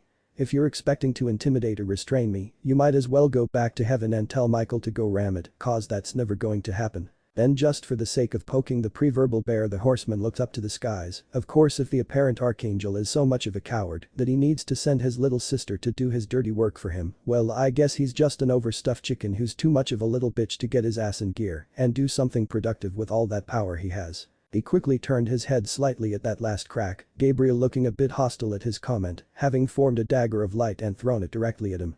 Well, seems I managed to touch a nerve with that last crack. Taking note of her quick response, the horseman seemed to gain a bit of interest. Of course, it seems you would much rather fight me. Well, I'd say you're perfectly welcome to take a crack at me if you want. Gabriel practically didn't need any coaxing from the Red Warrior, a double-bladed light spear forming in her hands, which she spun in multiple directions with expert precision, before pointing the deadly blade towards her adversary. The 12-winged angel sneered slightly at her opponent, eager for a fight. I will not allow you to speak ill of my brother heaven. We have done our best to ensure what peace we can in this world and sacrificed a great deal, despite having lost God so recently, and I won't allow you to mock us for it. Naruto, however, snorted at her words. Say whatever you want, the truth of the matter is you've done the bare minimum in regards to fixing the problems with the 3 factions. It's clear you and the other leaders are tired of fighting, yet you never actively sought out peace until recently, and in that time countless lives, human, angel, fallen angel and devil, as well as many other species have been needlessly sacrificed, just cause you couldn't get your collective thumbs out of your asses until things became too hairy for you to ignore. He then scoffed at her attempts to glare at him, uncrossing his arms and resting them at his sides. All you're doing at this point is making up excuses, and until you take affirmative action to achieve some kind of peace, you're nothing but a bunch of immature and ineffective rulers who have allowed others to needlessly suffer for your indecisiveness. He watched as Gabriel's hold on her spear tightened with each verbal barb, and while we're talking about ineffectiveness, tell me, was all that spear spinning and flare necessary, or do you really feel the need to try and impress me with your little routine? His critique caught the angel significantly off guard, actually unable to respond to the somewhat surprising statement and tone of the opponent who seemed to be speaking to her as if he were an instructor talking with a student in a manner that says you suck and here's the reasons why. As the horseman looked upon the angel, his hands would move ever so slightly, somewhat pointing towards the angel's stance and position. Did it ever occur to you that in the few seconds you spend spinning your weapon around like a band major, you could have used the element of surprise to attack me from one angle or another? Adopting a more instructor-like stance, his left hand cupping his chin while his free hand waved slightly. In fact, if I were to precisely calculate it, you had about 20, 30, maybe 50 opportunities to attack me in the 3 to 4 second time frame in which you decided to show off. His tone became more critical as he spoke, yet instead of attempting to exploit these options that any novice all-outer new to the battlefield would have taken advantage of, you decided to simply sit there and wait, just like how you angels and the other factions have handled everything else up to this point. If Naruto could have heard it, Gabriel's fuse had effectively been lit by that last crack, and she prepared to attack, or rather that's what she wanted to do, only to find herself unable to move an inch, her eyes widening considerably as she struggled in vain to move. And lo and behold, your failure to take decisive action has led to your effect downfall. The horseman slowly rose into the air, floating without wings or anything else, whilst looking at Gabriel like a captured butterfly, her light spear quickly dissipating due to it having been rendered useless. The angel herself looking both puzzled and a bit furious. What exactly did you do to me? The horseman merely scoffed as he brought his right hand close to his face, Gabriel quickly finding her arms moving in response against her will, her eyes quickly figuring out what had happened, while Naruto merely looked on. I took quick and decisive action. As he spoke, a massive array of crimson wires, all attached to his fingers, quickly became visible to the angel, all arranged in a massive spider web, with her being the proverbial fly caught in his web. The wires themselves were wrapped tightly around her body, her waist, the joints of her upper and lower limbs, around her neck and around her torso. The horseman casually pulled on the wires somewhat, causing Gabriel to raise her arms up almost in surrender, as if to mock her situation more. You'd best try not to struggle, these wires are made from my energy, and the only reason you haven't been cut to pieces is because I'm allowing it. A single thought would be all it would take to tear you apart. His comment merited a look of worry in the angel's eyes, but he ignored that, quickly becoming more interested in the storm clouds forming above them, with lightning beginning to strike. Looks like Big Brother just entered protective mode. The horseman, however, still wasn't worried, knowing the lightning was only for show. Michael was too law-abiding to leave his position in heaven unless drastic action was taken. Still, he turned to the captured angel, who was maintaining a calm exterior, but he could see she was at least a little afraid, likely not accustomed to being caught so easily. Though you shouldn't be too afraid. Despite how I'm acting, I'm not interested in starting a fight with Heaven or your brother. Really, this is more of making a point, namely that I'm not someone your usual intimidation tactics will work on, nor will attempting to strong-arm me. The captured angel looked perplexed at his comment, though didn't feel the need to press the issue, since at the moment any decision she would make would have negative consequences, namely for everybody but her opponent. Instead, she opted to simply ask the question on hers and everyone else's minds. If that's the case, what exactly do you want here?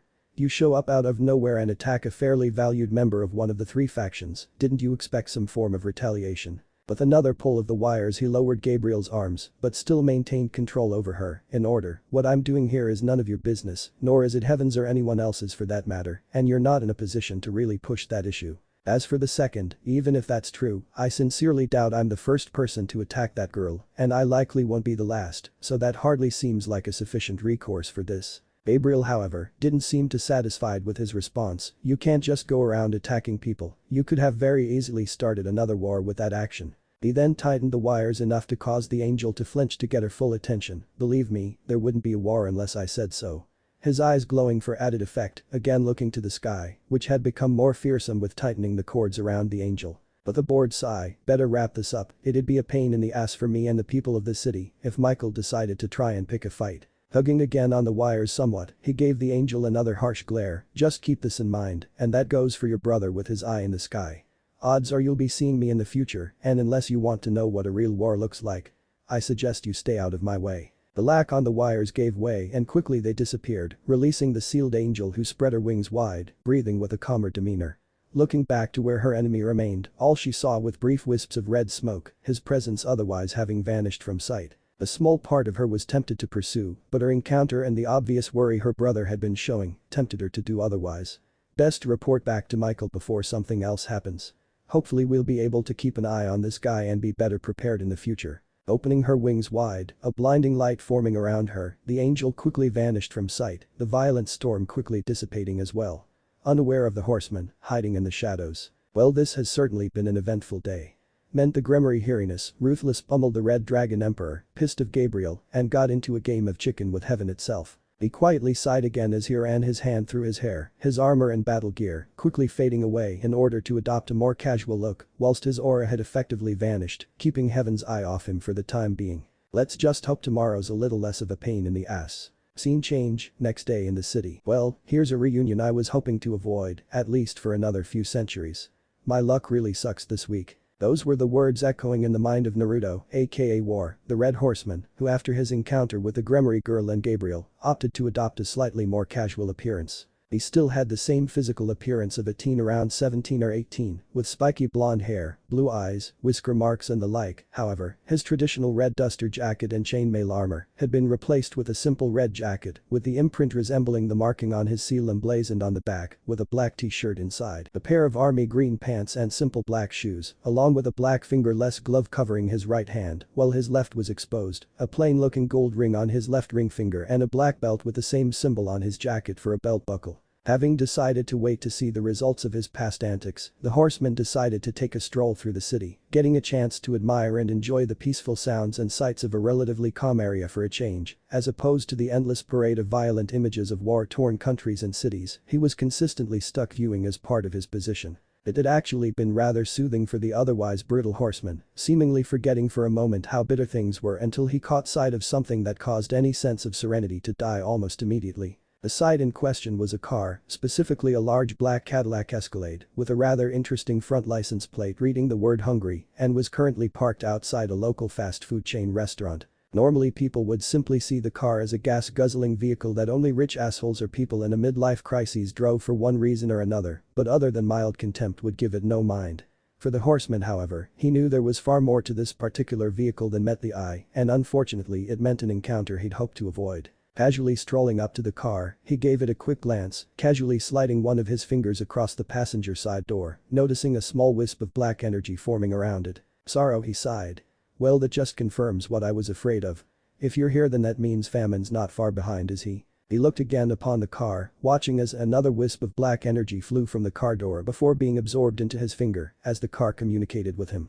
Nodding his head, the horseman quickly turned to the restaurant and only needed a passing glance to figure things out. Before making his way over he offered the vehicle one last glance. I know we've got to adapt a little to modern times, but turning your horse into a car, I'm pretty sure being stuck in that form makes even a horse literally named Sarah miserable.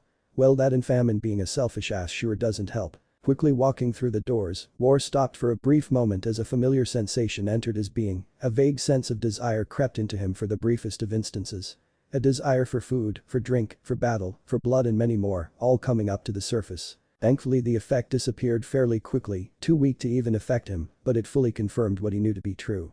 Though if he needed any more proof, he merely had to look around at the patrons. Every single one of them strangely enough seemed to be on an eating binge, all having 2 maybe 3 super-sized orders of food, more than any sane human being would normally ask for. Heck, some of the people in the restaurant were teenage girls, individuals who spent more time starving themselves to death just to look pretty, often looking at such fatty foods as poison, yet there they were, downing fries and burgers like they hadn't eaten in months. War narrowed his eyes, quickly spotting a large chain of black energy wisps, invisible to the humans and many supernatural beings and the like, all tied together and hanging over the building like a smoke cloud. Following the trail, quickly led him to a table by one of the windows, completely covered in at least 6 or 7 trays of food in the largest sizes available, yet only a single person was seated. His appearance was in one word, malnourished.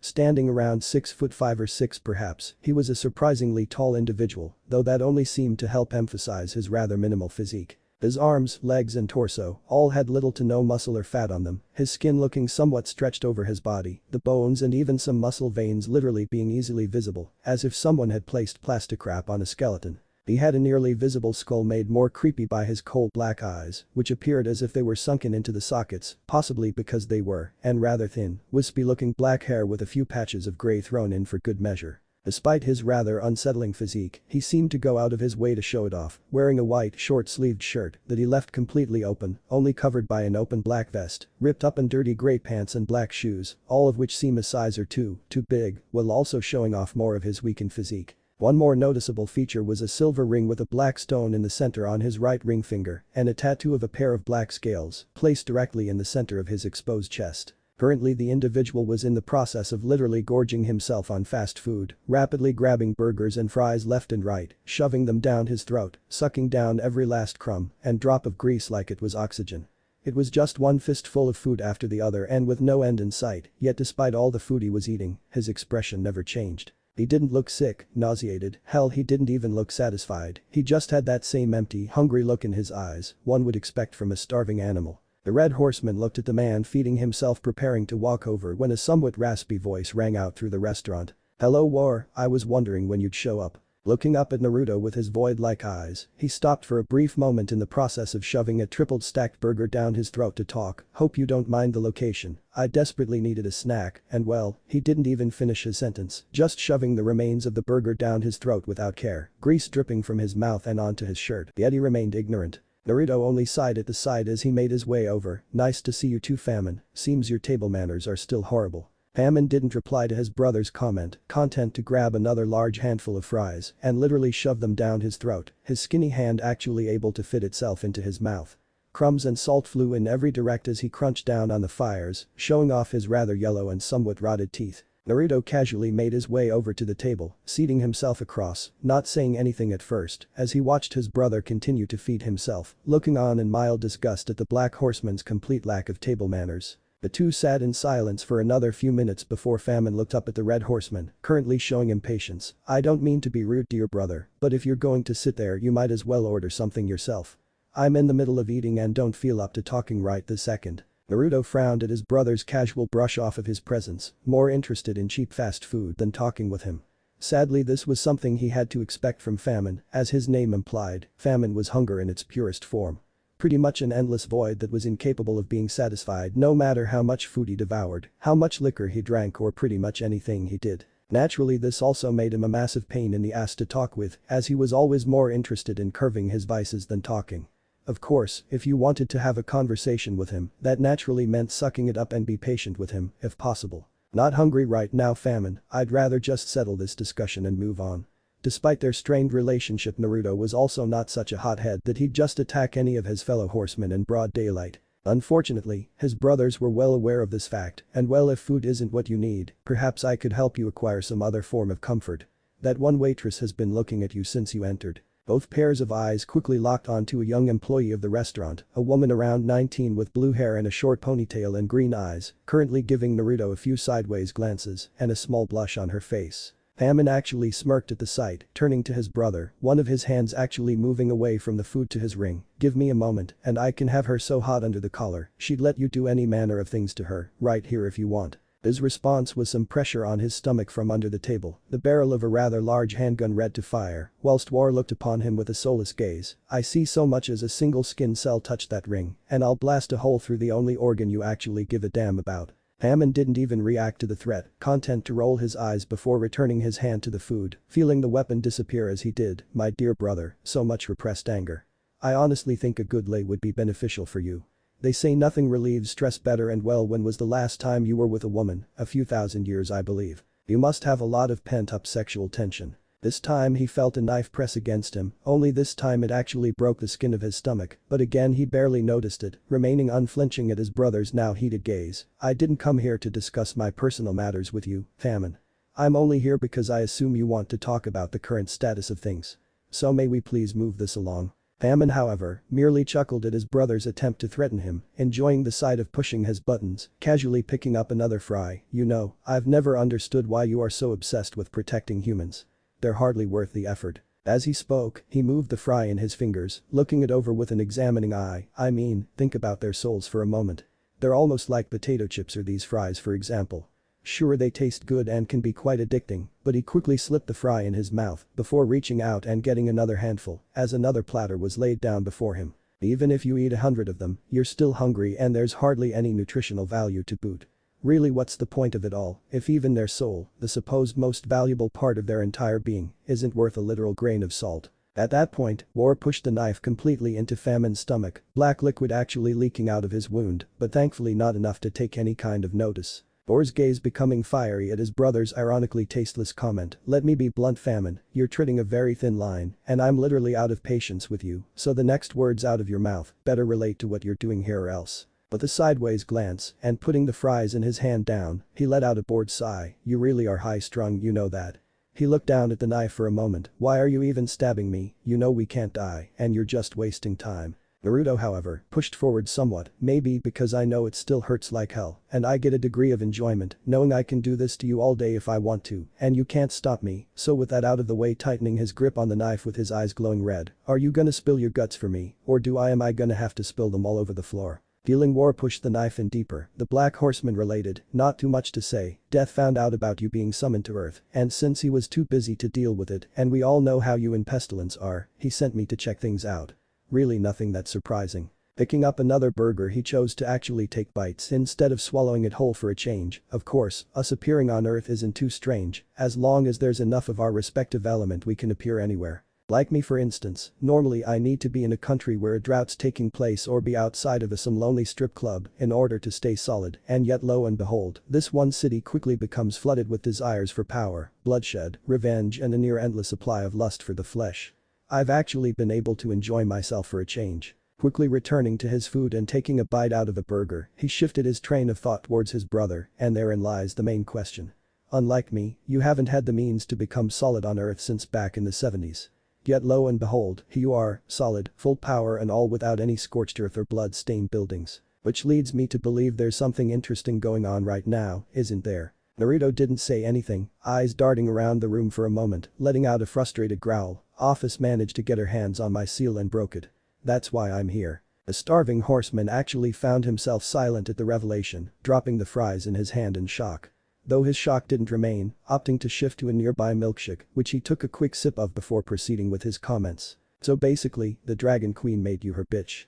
He then proceeded to take another sip as another thought entered his mind. Pestilence is going to have an absolute field day when he finds out. I wouldn't be surprised if he holds this over your head until the end of days happens. The sound of a gun cocking caught his attention, feeling the knife vanish from his body and shifting back into its gun form, with War obviously a little peeved at the bitch comment. You really think I'd take orders from that pint-sized lizard if I didn't have a choice? She has the other seals and threatened to break them if I didn't comply and Famine, however, cut him off. So that's it. I always knew your adherence to the rules of Armageddon would come back to bite you in the ass someday. Didn't think it would be Office of all people to do it though. At this point Naruto closed his fist and slammed it on the table, shaking the food up, his aura flaring up, actually causing some of the patrons to become more violent than hungry, actually starting to argue with each other over the food. I don't think I need to remind you that the rules are ironclad and we all have to follow them. Creation made that very clear eons ago, and I don't have to tell you what death will do if we did kickstart things early. His mention of the pale horseman actually caused Famine to freeze briefly, a bit of sweat actually accumulating on his forehead as he thought back to the elder horseman. You're not wrong. Death's always been inflexible when it came to the rules, and I'm not dumb enough to get on his bad side. Besides, wouldn't be worth the effort anyway. At this point, despite there still being plenty of food left, Famine's hand stopped reaching, his face still dirty from the food he'd eaten. Well, guess I've managed to do my duty for now. Old Death's gonna want this input quickly, and the sooner I tell him, the sooner I can hit up another food joint and maybe a nice liquor store while I'm at it. Quickly getting to his feet, the wound from the knife having already healed, he looked at his still sitting brother with his black hole-like eyes peering into him. Quite the situation you've gotten yourself into, War. I'd offer you a hand, but frankly it's none of my business, and even if the apocalypse does start early cause of this, it'd either be your ass or Office's in the fire, plus everyone will be fucked anyway, so it's a win for me regardless. He offered that last bit with disgusting smile and show of his rotten teeth, clearly mocking his brother's position. War was almost tempted to fire off a round directly into his brother's throat, only for him to have already vanished from the spot, a few faint wisps of black smoke remaining.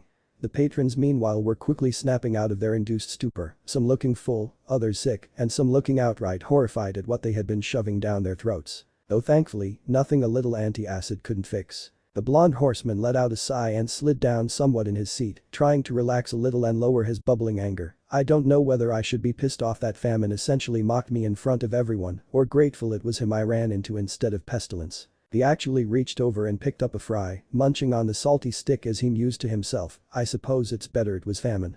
Least he only acts like an ass when it benefits him, as opposed to Pestilence, who would have just poisoned everyone here for shits and giggles, along with getting under my skin. Eating a few more fries, the horseman adopted a more serious gaze, contemplating what had happened. Odds are I'll probably have to speak with Death pretty soon. For what good it'll do though. Since Office hasn't technically done much, I doubt he'll step in and put an end to this.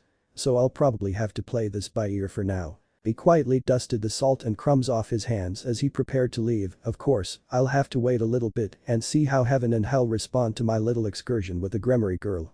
Knowing them, it won't take too long for shit to hit the fan, and if not from them, then from someone else. As if one cue, the sound of something hitting glass got the horseman's attention as he quickly turned to the window and looked on with a mild sense of surprise at the sight. Namely, two young-looking girls with their faces pressed against the window, looking upon the remaining food with a similarly ravenous look to Famine's. Their faces were mostly concealed by white cloaks with gold outlines, but he could make out that one girl had long orange hair and twin ponytails with purple eyes, while the other had short blue hair with a few green strands in the front with yellow eyes. Of the two, the blue-haired girl seemed like the more serious of the pair, having a more narrow face and eyes, while the orange-haired girl seemed a bit more bubbly. However, what really drew his attention was a sign in their hands that they'd been pressing against the glass, which read in kanji, "Starving sisters in need of food."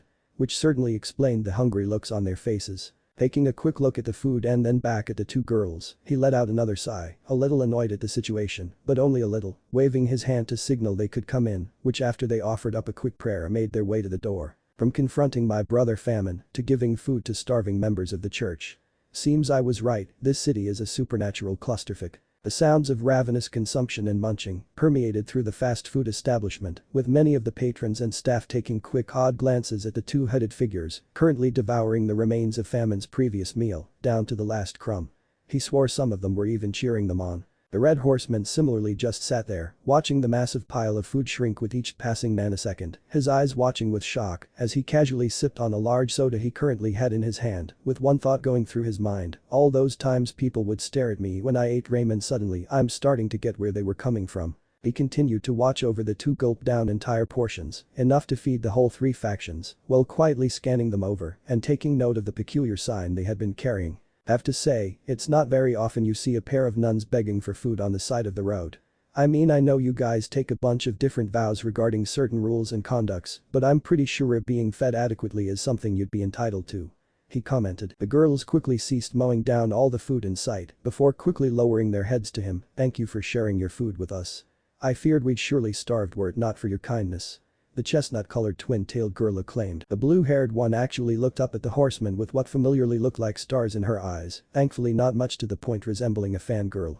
Truly, we must be blessed by God's grace that he would deliver a savior upon us, thanks be to God. She loudly exclaimed in reverence, earning odd looks from onlookers. Naruto felt a strong urge to chuckle at the irony of the comment, but managed to hold his tongue. A God-given savior, the only way that statement could be any less accurate, as if I was freaking Surziches or Azazel. Ah, don't worry about the food, my brother was in here not too long ago and decided to leave me without finishing everything he ordered. Didn't think it would be wise to let the food go to waste. The twin-tailed girl, however, merely shook her head as her eyes continued to glimmer like her companion. She abruptly stood up, surprising the other diners. So much generosity and modesty, however, no matter what you say, such act of kindness cannot be overlooked. Then she started to pray, Lord, I ask you show the same kindness to this man as he has to us, Amiek. Zenovia, what was that for? She yelped as the blue-haired girl quickly pulled on her twin tail. You're causing a scene, Arena. What part of being discreet is so difficult for you to understand? The blue-haired chided while taking a bite off a hamburger, completely disregarding the fact that she isn't so discreet either. Is this how the exorcists are nowadays? Naruto thought as he surveyed his surroundings and took note of how a mother was steering away the gaze of her child who was pointing at the girls. They probably thought they were some cosplayers or weirdos, he's not really sure which is better. Turning her head, the apparently more mature of the two bowed her head again to Naruto, who continued to look a tad bit uncomfortable at the attention. Please forgive my friend, she's very passionate about her beliefs, and she took a bite off her fourth burger isn't very adept at restraining herself in public. Not like you are shining example of etiquette either, he inwardly thought, idly noting the way her cheeks were puffed out and her mouth was filled to brim with food that he wondered how she can even chew. Gulp. Never mind, she just gulps it down without chewing. It would have been impressive if it wasn't a bit disturbing. Outwardly, however, Naruto simply waved them off. It's perfectly fine. Being praised by a couple of holy women certainly isn't the worst thing in the world, and there's nothing wrong with being passionate about something you are truly committed to. With another smile, he quietly sipped his drink for a moment before asking, anyway, back to my question, mind if I inquire as to why you two women of the church were apparently starving? Well, I'm not the most religious person, I'm pretty sure churches usually provide sufficient food to their followers. His comment caused the two girls to quickly drop their heads in shame. It was Zenovia who answered first. We were provided sufficient amount of this land's currency before our arrival, but a certain colleague of mine at this point Zenovia was more focused on Irina, who shrunk down from her annoyed and accusative stare. Foolishly wasted it all, and thus we had to resort to begging for food from pagan worshippers of all people. Naruto blinked. I see. Mind if I ask as to what exactly you spent the money on? The horseman quickly found a rather peculiar painting now shoved in his face, with Zenovia letting out a huff. My friend here, Irina, decided to purchase this ridiculous piece of third-rate artwork from a scammer after the salesman conned her into believing it had actual value. Irina, however, quickly pulled the painting back and held onto it like an infant and pouted. I keep telling you, Zenovia, this is a legitimate image of a holy saint, masterfully weaved into the canvas by a passionate and inspired holy man. Irina spoke. The sheer zeal and faith in her voice could have convinced Zenovia if not for her following words, that salesman said so. Zenovia then gave her a blank stare that said, are you serious? Irina huffed, I know, with God as my witness, that this painting is, without a shadow of doubt, an artwork of true cultural and religious. Yeah, that thing's fake. Naruto interrupted. Irina's jaw snapped shut, her head slowly twisting in Naruto's direction, who was looking at the painting with an analytical gaze. Hate to tell you Irina, but I know a thing or two about art, and that piece you have there is some random second-hand painting, most likely made by some unknown art student or something. I can guarantee you that it isn't worth anything and is likely something people buy to cover up a hole in their walls at her devastated look, he added, sorry. Not that he was really. The poor girl looked like her entire world had been shattered, as if she was told that God was dead. Her lip quivering and tears forming in the corner of her eyes, while Zenovia's own eye was twitching along with her hand. In an instant, she grabbed the now identified useless painting and promptly carried it over to a nearby garbage can and proceeded to shove it down as deep as possible, or so she tried. Unfortunately, the painting was too large for the bin, causing it to awkwardly hit the rim. Her eyes twitched as the canvas refused to fit. Crack. The poor painting was snapped in half. Crack. It was snapped again. Crack and again. Crack and again. Crack and again until it was only splinters and small pieces. That was a lot of repressed stuff going on. Not yet done making her point, she quickly grabbed a milkshake from somewhere and poured it all over the broken piece of wood as she glared at it as if it was the most offensive thing in the world. Feeling a bit satisfied, she let out a calming breath as she returned to her seat as if nothing had just transpired. Irina was still devastated by what she heard from Naruto, who had to hold back his urge to laugh at their faces. Zenovia closed her eyes and quietly pinched the bridge of her nose in an attempt to calm herself down, while Irina was now attempting to drown her sorrow in another milkshake. Mirth still prevalent over his features, Naruto said. Okay, now that we've gotten through that little matter, what you're doing here. I'm not exactly local to this area, but seeing a couple of foreign nuns here in the Far East is fairly unusual, especially given the fact that the only church I know of in the city is abandoned. Having enough entertainment, Naruto decided to switch to a more serious topic, and it seemed to reinvigorate the pair somewhat, though Zenovia seemed somewhat hesitant to speak. Irina on the other hand was almost happy to respond to their benefactor. We've actually been tasked with a very important mission from the church, specifically we need to find. She quickly shut herself up when Zenovia glared at her in a manner that basically translated to TMI with Zenovia, turning her gaze to Naruto. Again, you must forgive my friend and myself as well. Well, we appreciate your kind gesture in rendering aid in our time of need. You must understand this is an important and private matter, and something not meant to be shared openly to outsiders who don't share our views. Naruto frowned lightly at the remark. True enough, he didn't follow the church's rather misguided beliefs, but that had more to do with the fact he actually knew more than them about the truth of the war and God himself, along with the various other deities, and he himself was actually mentioned in the Bible as one of the harbingers of Armageddon. So following the religion would seem pretty odd and even heretical, to say the least. Of course, that didn't mean he couldn't still have an opinion on the current matter. I think I get the idea. Basically, your church, or perhaps God itself, essentially sent a pair of teenage girls to a far and foreign country they are very unfamiliar with on some kind of secret mission with apparently a limited number of resources. Sounds a tad bit moronic, don't you think? He harshly asked. Zenovia's eyes quickly narrowed at the remark, while Irina still showed herself to be the more vocal. Please, sir, do not talk about the church in such manner. We knew there would be some risks involved when we came here and we accepted, insisted even. Also, I actually grew up in this area, so it's not like we are completely unfamiliar. She reasoned. For a seemingly naive and klutzy girl, she seemed to be the more conversationally versed one, but that still doesn't change the fact that the church condones sending a pair of underage girls to another country to do something that, frankly, the church should have handled themselves. It seems to me that they are having you do their dirty work and did so apparently in accordance to God's will. Doesn't exactly give a lot of confidence to him, does it? Irina prepared to fire back with another retort, but Zenovia, who was looking at Naruto with a pretty icy glare, beat her to the punch. "You aren't a normal civilian. I am not certain of who you are or whatever heretics you serve, but whatever mission the church gives us is a mission from God himself, and we have sworn to follow his word with no hesitation, no matter the risk or sacrifice. That is our decision and we follow it willingly until our dying day." By now, it was clear to them that he wasn't a normal civilian, but someone who knew about the supernatural. Naruto only smirked, though rather than amusement it was more along the lines of a mixture between mockery and cold disposition. "You know it's funny, I remember the last time fools blindly followed God's opposed words. A little thing happened called the Crusades, and we all know how that little mission from God went now, don't we? Years of war and treachery." Zenovia's glare quickly became frigid, and Irina actually looked upset and disapproving at him, but Naruto easily stared the two down without so much as flinching, though without the sense of mockery. "Don't misunderstand, I'm not saying that having strong faith in your religion is a bad thing. Every person has the right to adhere to what beliefs they willingly choose. However, when people blindly allow that faith to guide their every decision, it will lead to zealotry and naivety, turning those religious institutes into little more than a glorified cult that opts to slaughter or enslave anyone who doesn't follow their beliefs.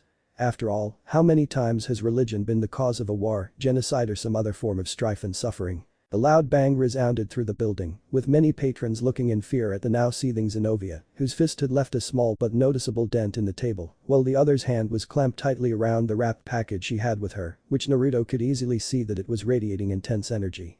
Her eyes looking upon him with a look of pure murder. "You have shown us kindness in a moment of our desperation, and for that my partner and I are grateful. However, I will not stand by and allow you to heedlessly insult our beliefs or slander the good name of God. Arrogance such as yours must be dealt with accordingly." Naruto, however, only frowned and took a quick look at Irina, who had a similar angry look on her own face. "So you want to strike me down, simply because of the fact I spoke a few harsh yet truthful words about your beliefs. Yet another evidence of basically using your religion as justification for doing whatever you want. Hardly what I believe God intended for his followers to do." He quietly got up from his seat, taking note of both girls tensing up at his sudden movement. "However, if you believe your cause is just and the words I spoke is enough of a crime to warrant violence, then let us do this somewhere where we won't hurt anyone or cause needless destruction.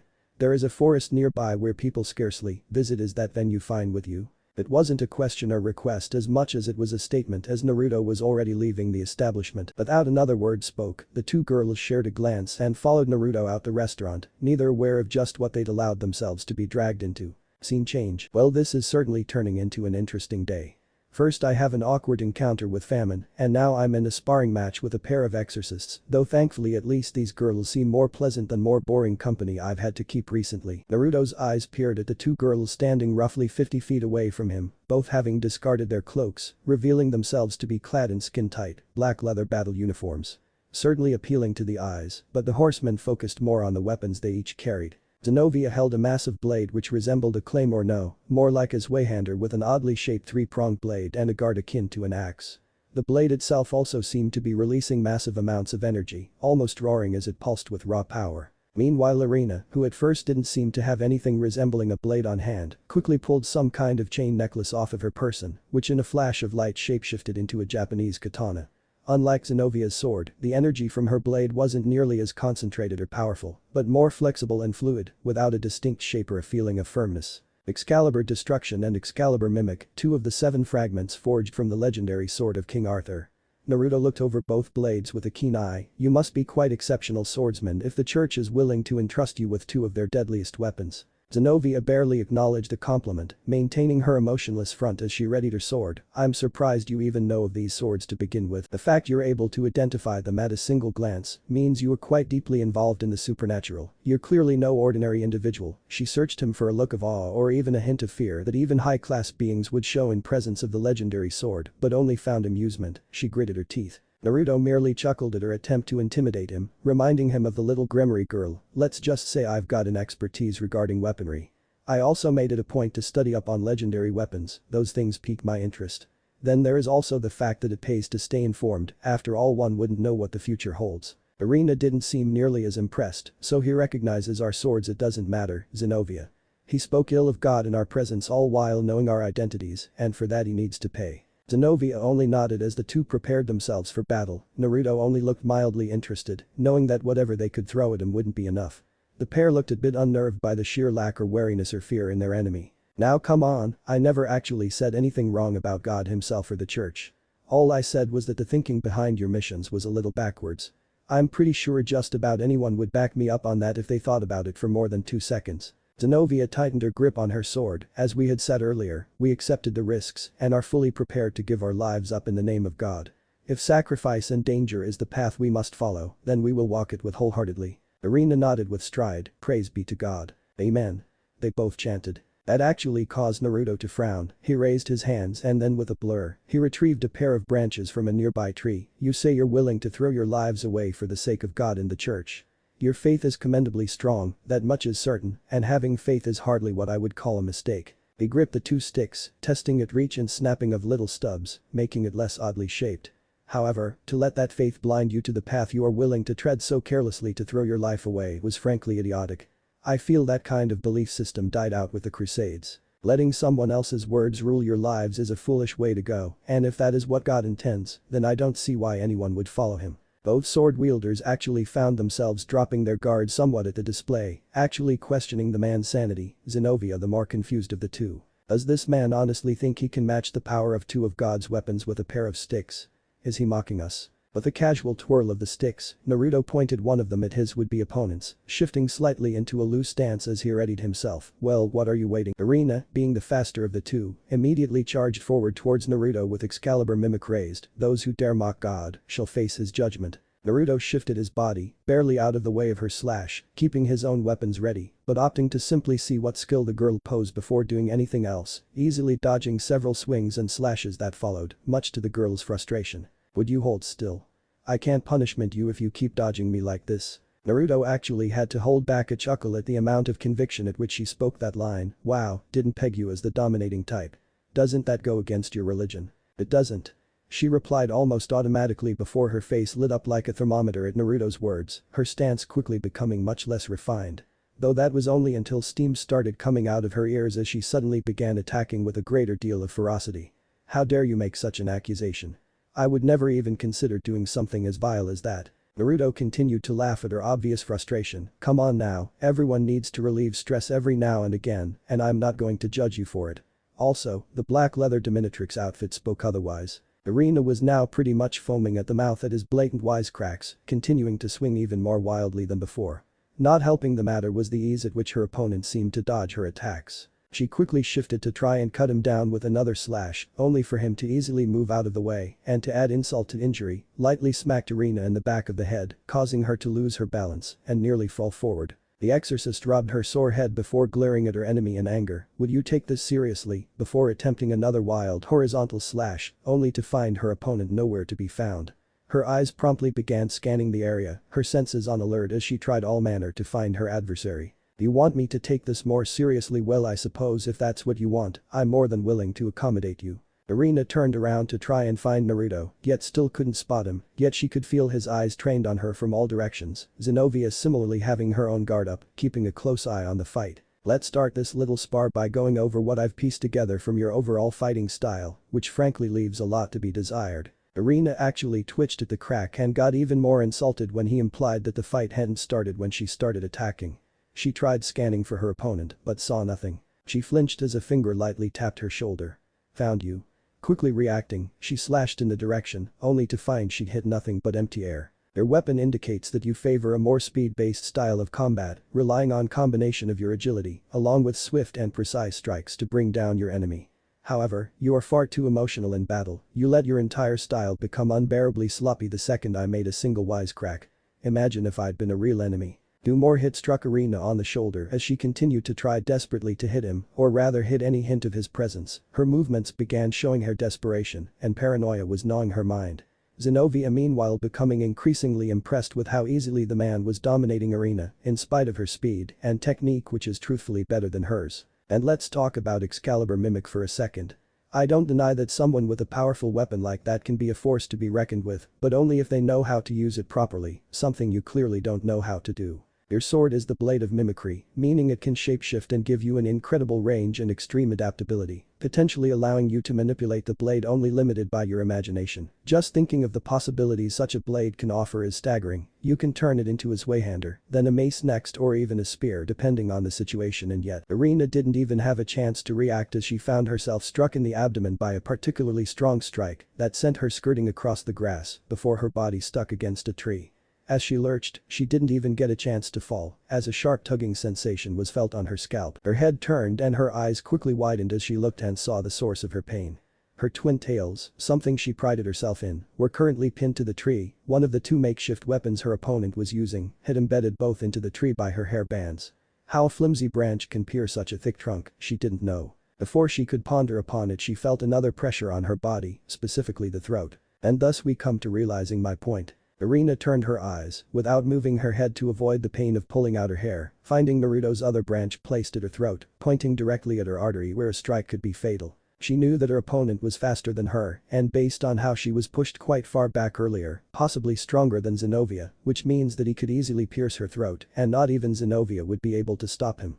Knowing that fact, her heart nearly stopped and her spine shivered as she caught her opponent's cold eyes. Naruto looking upon her with a calculating gaze that actually made the girl shrink, making her feel like she was back at the institute where she was suffering before Griselda's hellish and brutal tutelage, only 10 times worse. Never did she think that a piece of wood could have been a threat to her life until now, and based on the look on the man's eyes, he could easily kill her at the slightest whim, and she could not do anything about it. Had you utilized Excalibur mimic shapeshifting, you could have reformed it into a long metal whip to cut down the trees around us to extend your range and hit me, or even turn it into shorted blade so you won't be limited with the space, and even use it for defense if need be. That weapon has few limits regarding shape and size, all you have to do is think.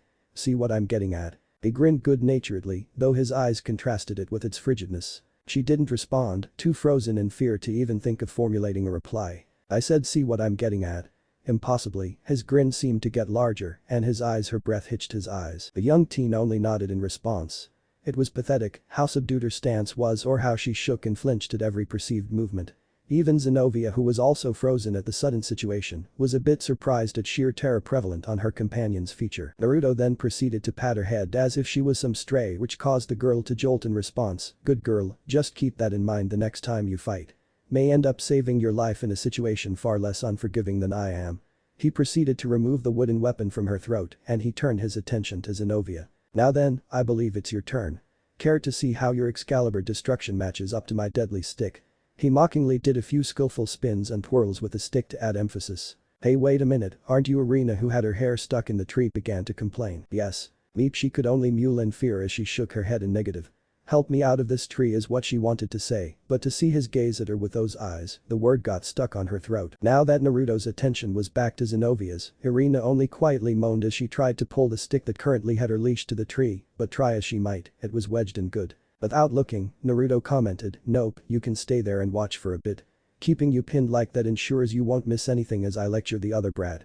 Think of this as extra credit training. The girl's jaw dropped at his remark and slumped downwards in defeat only to yelp in pain once she remembered she was currently pinned to a tree. Zenovia steadily moved in a circle around her opponent, keeping her eyes glued to his so she could react quickly. Just so you know, I won't fall for the same trick as Irina. Between the two of us, I'm the better swordsman.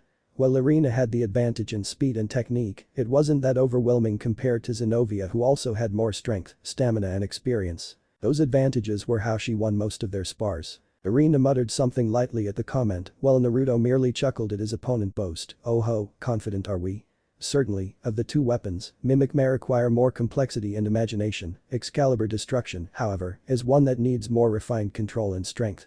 Obviously they wouldn't give it to just anyone lacking in those areas. So compared to your companion you must be just as good or better, of course. Don't presume that simply because you are stronger than your friend that you can still best me. Tightening the grip on her weapon, Zenovia geared up to make her attack. He's certainly fast, I'll give him that, but Excalibur destruction has a wide attack range with enough strength that the trees would be more of an obstruction of vision than actual obstacle.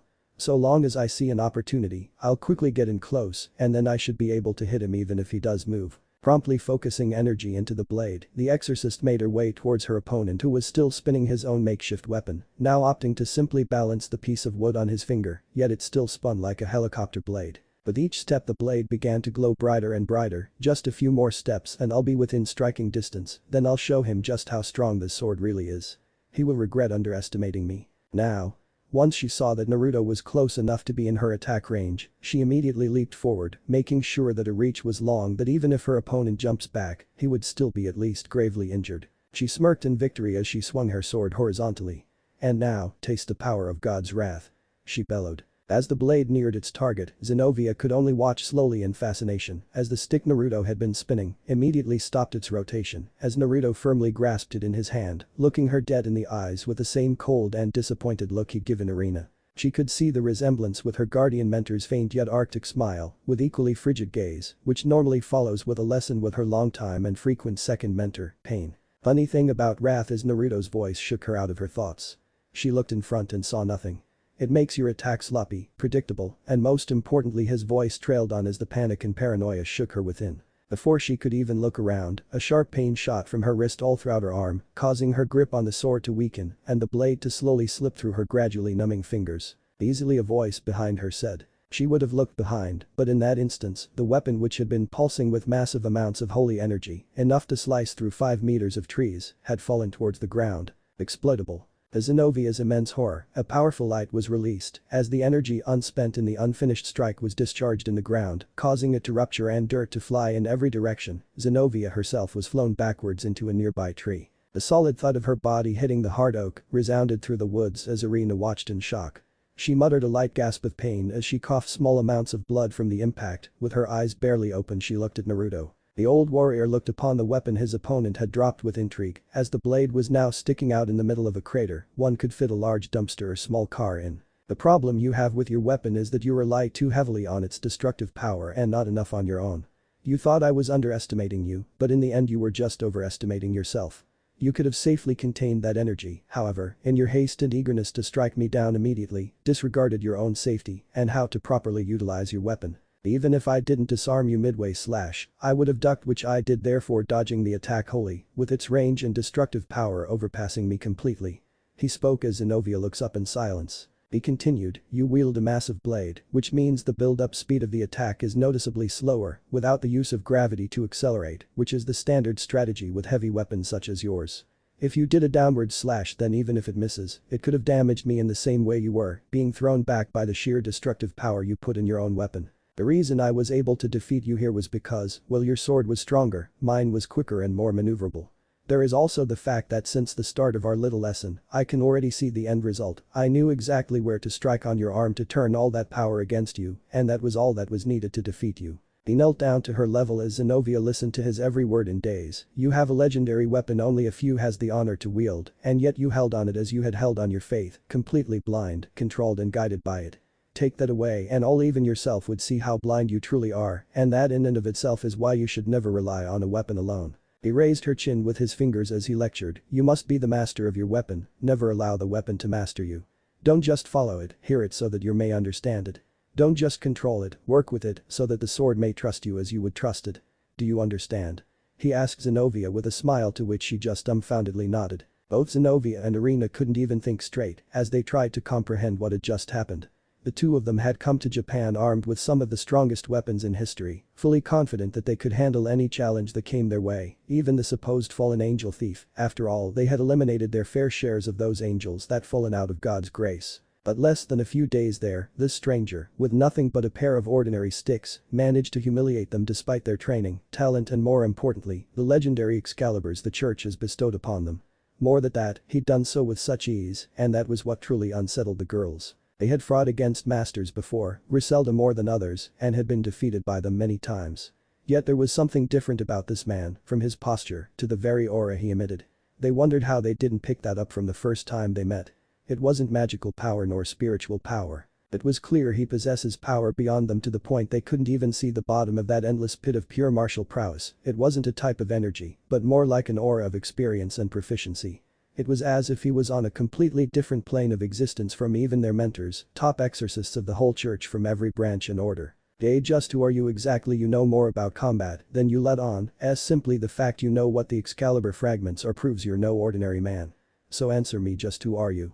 Zenovia stuttered out in demand. Naruto merely looked at Zenovia with a casual glance before looking at Excalibur destruction. Without even hold back, he wrapped his hand around the blade and Irina and Zenovia's breath hitched. Like King Arthur before him, easily unsheathed the mighty sword from the earth, unburdened by its weight or power, both girls only able to look upon the majestic sight in shock. But the few test swings Naruto looked upon Zenovia with a gaze that told her all she needed to know. Let's just say I'm an old soldier who's seen more combat than anyone ever should, and I try my best to prevent pointless bloodshed if I can.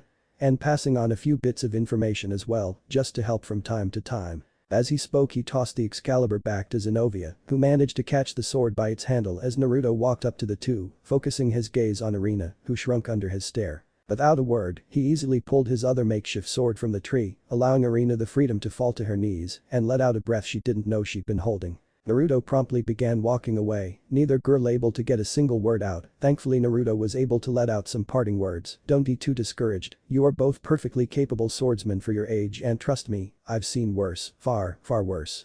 You can only grow from this experience, as you should. Every defeat is a lesson, another step to attain victory, unless of course, when you either fail to learn from it or well you die. Just remember what you learn here today. He stopped walking for a second, with Zenovia actually attempting to stand and trying to find some words to say to the ancient warrior, yet couldn't.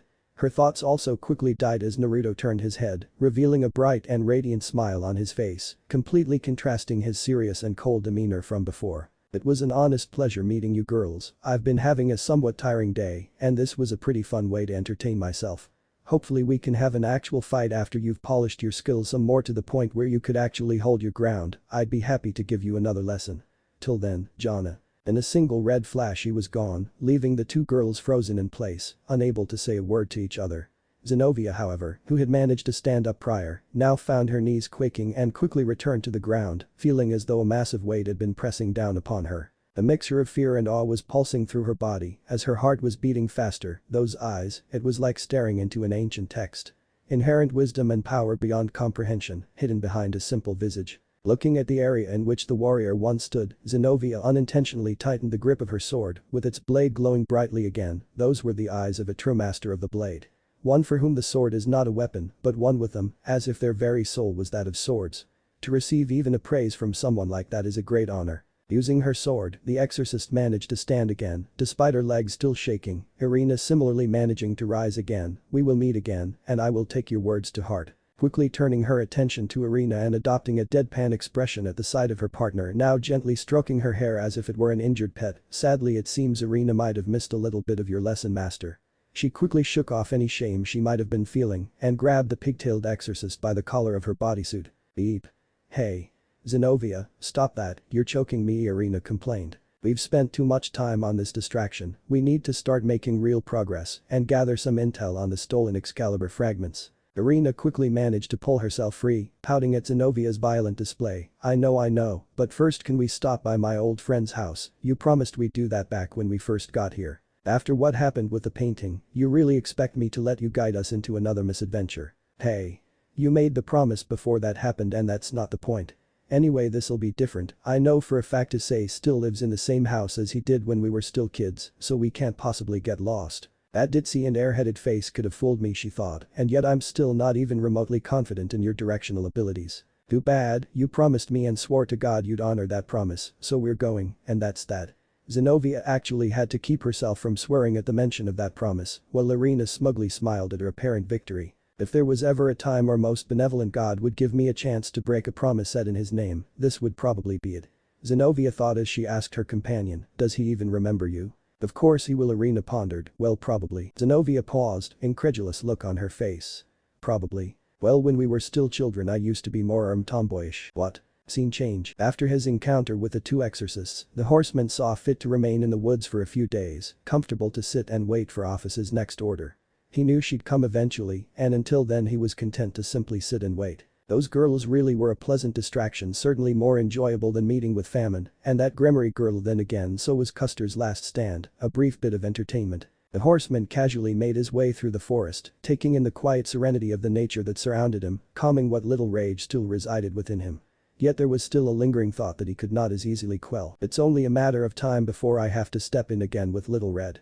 I can tell something big is going to happen, and Ophis is somehow involved. He paused to take a glance through the trees that otherwise blocked his view of the town. Since his arrival, Naruto had been able to easily keep track of the numerous energy signatures present in the city. Most of them were nothing to brag about, with the Gremory girl being strong enough to be noticeable, but still barely a spark, even her queen was stronger than her. Currently, only a handful of people in the immediate area were of any significance. One of which was Azazel, whom the horseman knew was too lazy and preoccupied with his own interests to cause trouble, while the other was a different story. The horseman decided to stop for a moment as he took a seat at a nearby tree branch, allowing himself to concentration his sensing abilities, and the energies quickly began to flare across the city like signal fires. The Gabriel an exasperated sigh escaped his lips. I knew that blood-crazy bird couldn't keep his ass in the nest. And wouldn't you know it, Azazel is completely useless as usual, content on just watching his wayward underling trying to start something. Why is it so hard for the three faction leaders to keep their people in check? Zealots, traitors, warmongers. The horseman continued to sit as he debated what course of action to take, seemingly unaware of a pair of eyes peering at him from the shadows. At least that's what the observer would have liked to say, if he didn't quickly feel Naruto's eyes trained directly upon, peering through all the obstacles around them. If that is your idea of being sneaky, you need to learn again. My sensory abilities are second to none, even when I'm not giving it my all, so trying to sneak up on me is pretty pointless. The rider sat up with a more serious and intimidating posture, all the while cracking the fingers in his right hand. Well, I'm not particularly bothered by your presence, I'm just not fond of being spied on, especially with all the crap I've had to deal with in the last couple of days. As if in conjunction with the whole forest, the spectator went silent. Silence, huh? Normally, people like you get drowned in a seas of weapons. He quickly closed his hand into a fist. However, I recently had an encounter with some people that actually put me in a better mood, and lucky for you, I'm not the type of guy who goes in guns blazing unless I have to. So instead, in a split second his fist was raised, and before the observer could blink his hand proceeded to shift forms into what appeared to be orange smoke, which blew by the foliage the stalker hid behind. The cloud quickly engulfed the plants, and Naruto himself watched as they rapidly began to shrivel up and die. With a quick flick of the wrist his hand promptly returned to its original shape as he gazed into the smoke. That's Agent Orange in case you're wondering. Nice little chemical defoliant the US used during Vietnam. Cleared entire forests with the stuff, and that's without giving it a little enhancement. The unfortunate foliage that had been hit by the cloud quickly withered and rotted instantly as the cloud hung over them. What few tree remained standing now resembled twigs, barely able to hold their minuscule weight as the cloud slowly dissipated. Naruto briefly looked over the destruction with a hard gaze, a weapon that, with enough quantity, would be capable of wiping out entire ecosystems in minutes. Not something I'm crazy about using, but it's good for playing hide and seek. His eyes quickly darted to another nearby tree where the spy had retreated to. Of course, there were more useful or even more destructive way of rooting the rat out. But he opted for the quicker and more subtle method that didn't require making the landscape resemble the Western Front. His hand quickly turned into its gaseous state, ready to fire again at his spy. Now we can play this game of cat and mouse and end up with you being captured and more than a good chunk of these woods being destroyed. But, I'm pretty sure you don't want that any more than I do, so let's be civil and talk savvy. There was silence in the air, though he could tell the spy was plenty fazed by his little display, if the rustling in the brush was anything to go by. A second later a black house cat with bright yellow eyes appeared out of the trees, meowing at his presence. Said cat quickly jumped back in fright as a loud gunshot rang through the forest, with a scorched hole in the ground, forming not 3 inches from where the feline had been standing. Yeah, a normal cat managing to avoid being gassed by jumping place to place in rapid succession. Don't think you can fool me with that innocent little animal bull crap. Naruto currently held a smoking, red, flintlock in one hand, fingers still on the trigger. So how about you stop this extremely poor attempt as espionage before I decide to test out the rest of the firearms from the 16th century. The cat seemed all too willing to comply, her form quickly grew in size, standing on 2 feet and eventually formed into an extremely voluptuous woman clad in a black kimono with red highlights, a yellow obi sash and black sandals. Her eyes matched her original cat form, golden slitted eyes. Her long, wavy black hair fell on her shoulder and chest as her tail snaked its way out from under the dress. My, and here I thought you warrior types believed in chivalry. Pointing a weapon like that at a young innocent maiden like me, you fufu, how shameful. She attempted to follow her comment with a seductive gaze, only for her tail and ears to stiffen at the sound of yet another explosion near her feet. The horseman now holding a blunderbuss in place of the original flintlock. She didn't even see him change his weapon. Yeah, funny thing is that whole chivalry concept. It pretty much died out with the Dark Ages. I don't give a shit what gender you are, you pull any kind of crap with me, and I'll get medieval on you all the same. I'm not sexist regarding violence. With another flick of the wrist his weapon retreated into his body as he stared down the attempted seductress. So did Office end you or are you just following me to test out the whole 9 lives theory? The cat only offered a pout as her response, obviously not happy that her usual seduction shtick didn't work. Office was right when she mentioned how trigger happy you are, you really need to loosen up, otherwise life isn't any fun. She leaned forward, showing her very generous bust as she smiled lasciviously. I, for one, know something more fun to do with your big guns, purrr. The expression on Naruto's face could only be described as what the fuck. Before molding into one of disgust at the mention of Office. Enough jokes, what does she want? Her frown turned into a pout as she shook off her playful demeanor, her expression became more serious. Well, she heard about your little encounter with the Gremory girl earlier, well she thought it was satisfactory for the moment, she had hoped you'd be a little more brutal. I had her entire peerage assault her and threatened to blow her up with a mini nuclear bomb. What did Office want me to do, be like Caligula and force her to drink blood from one of her friend's skulls? Koneko merely shrugged, well it doesn't really matter right now, since you've still got plenty of opportunities. In fact, according to one of our insiders, she'll soon be coming to blows with a particularly powerful individual soon. Perfect chance to make an impression. You mean Gabriel, Mr. I won't rest until my wings are completely drenched in the blood of my enemies. Yeah, I'm aware of what he's up to, and it's no surprise he wants to stir up trouble. Guys more blood-hungry than Attila the Hun and Vlad the Impaler combined. At least those guy had some goal or justification in mind, all Gabriel wants in war is to curb his boredom. The horseman's face hardened along with his fist, taking a quick look into Gabriel's motivation, and I'm not gonna let the bird brain rip this world apart simply because he doesn't have the forethought to get a hobby like normal people. Baroka just shrugged. The horseman sat up, turning his attention to the school, sensing the power clash that was soon to happen in the coming days. So let me guess, Office is hoping I'll step in and maybe cause a little havoc, enough to get the factions to completely zero in on me. That would be the desired result. She admitted. With an annoyed sigh the horseman stood up from where he'd been sitting, dusting himself off before cracking his neck to loosen himself out. Guess I shouldn't complain too much about this. Might not be fond of Office, but at least this time I'm taking a serious crack at someone who's been begging for a nice nuke between their eyes. Without a word the horseman quickly shifted into his red mist form and flew off towards the school.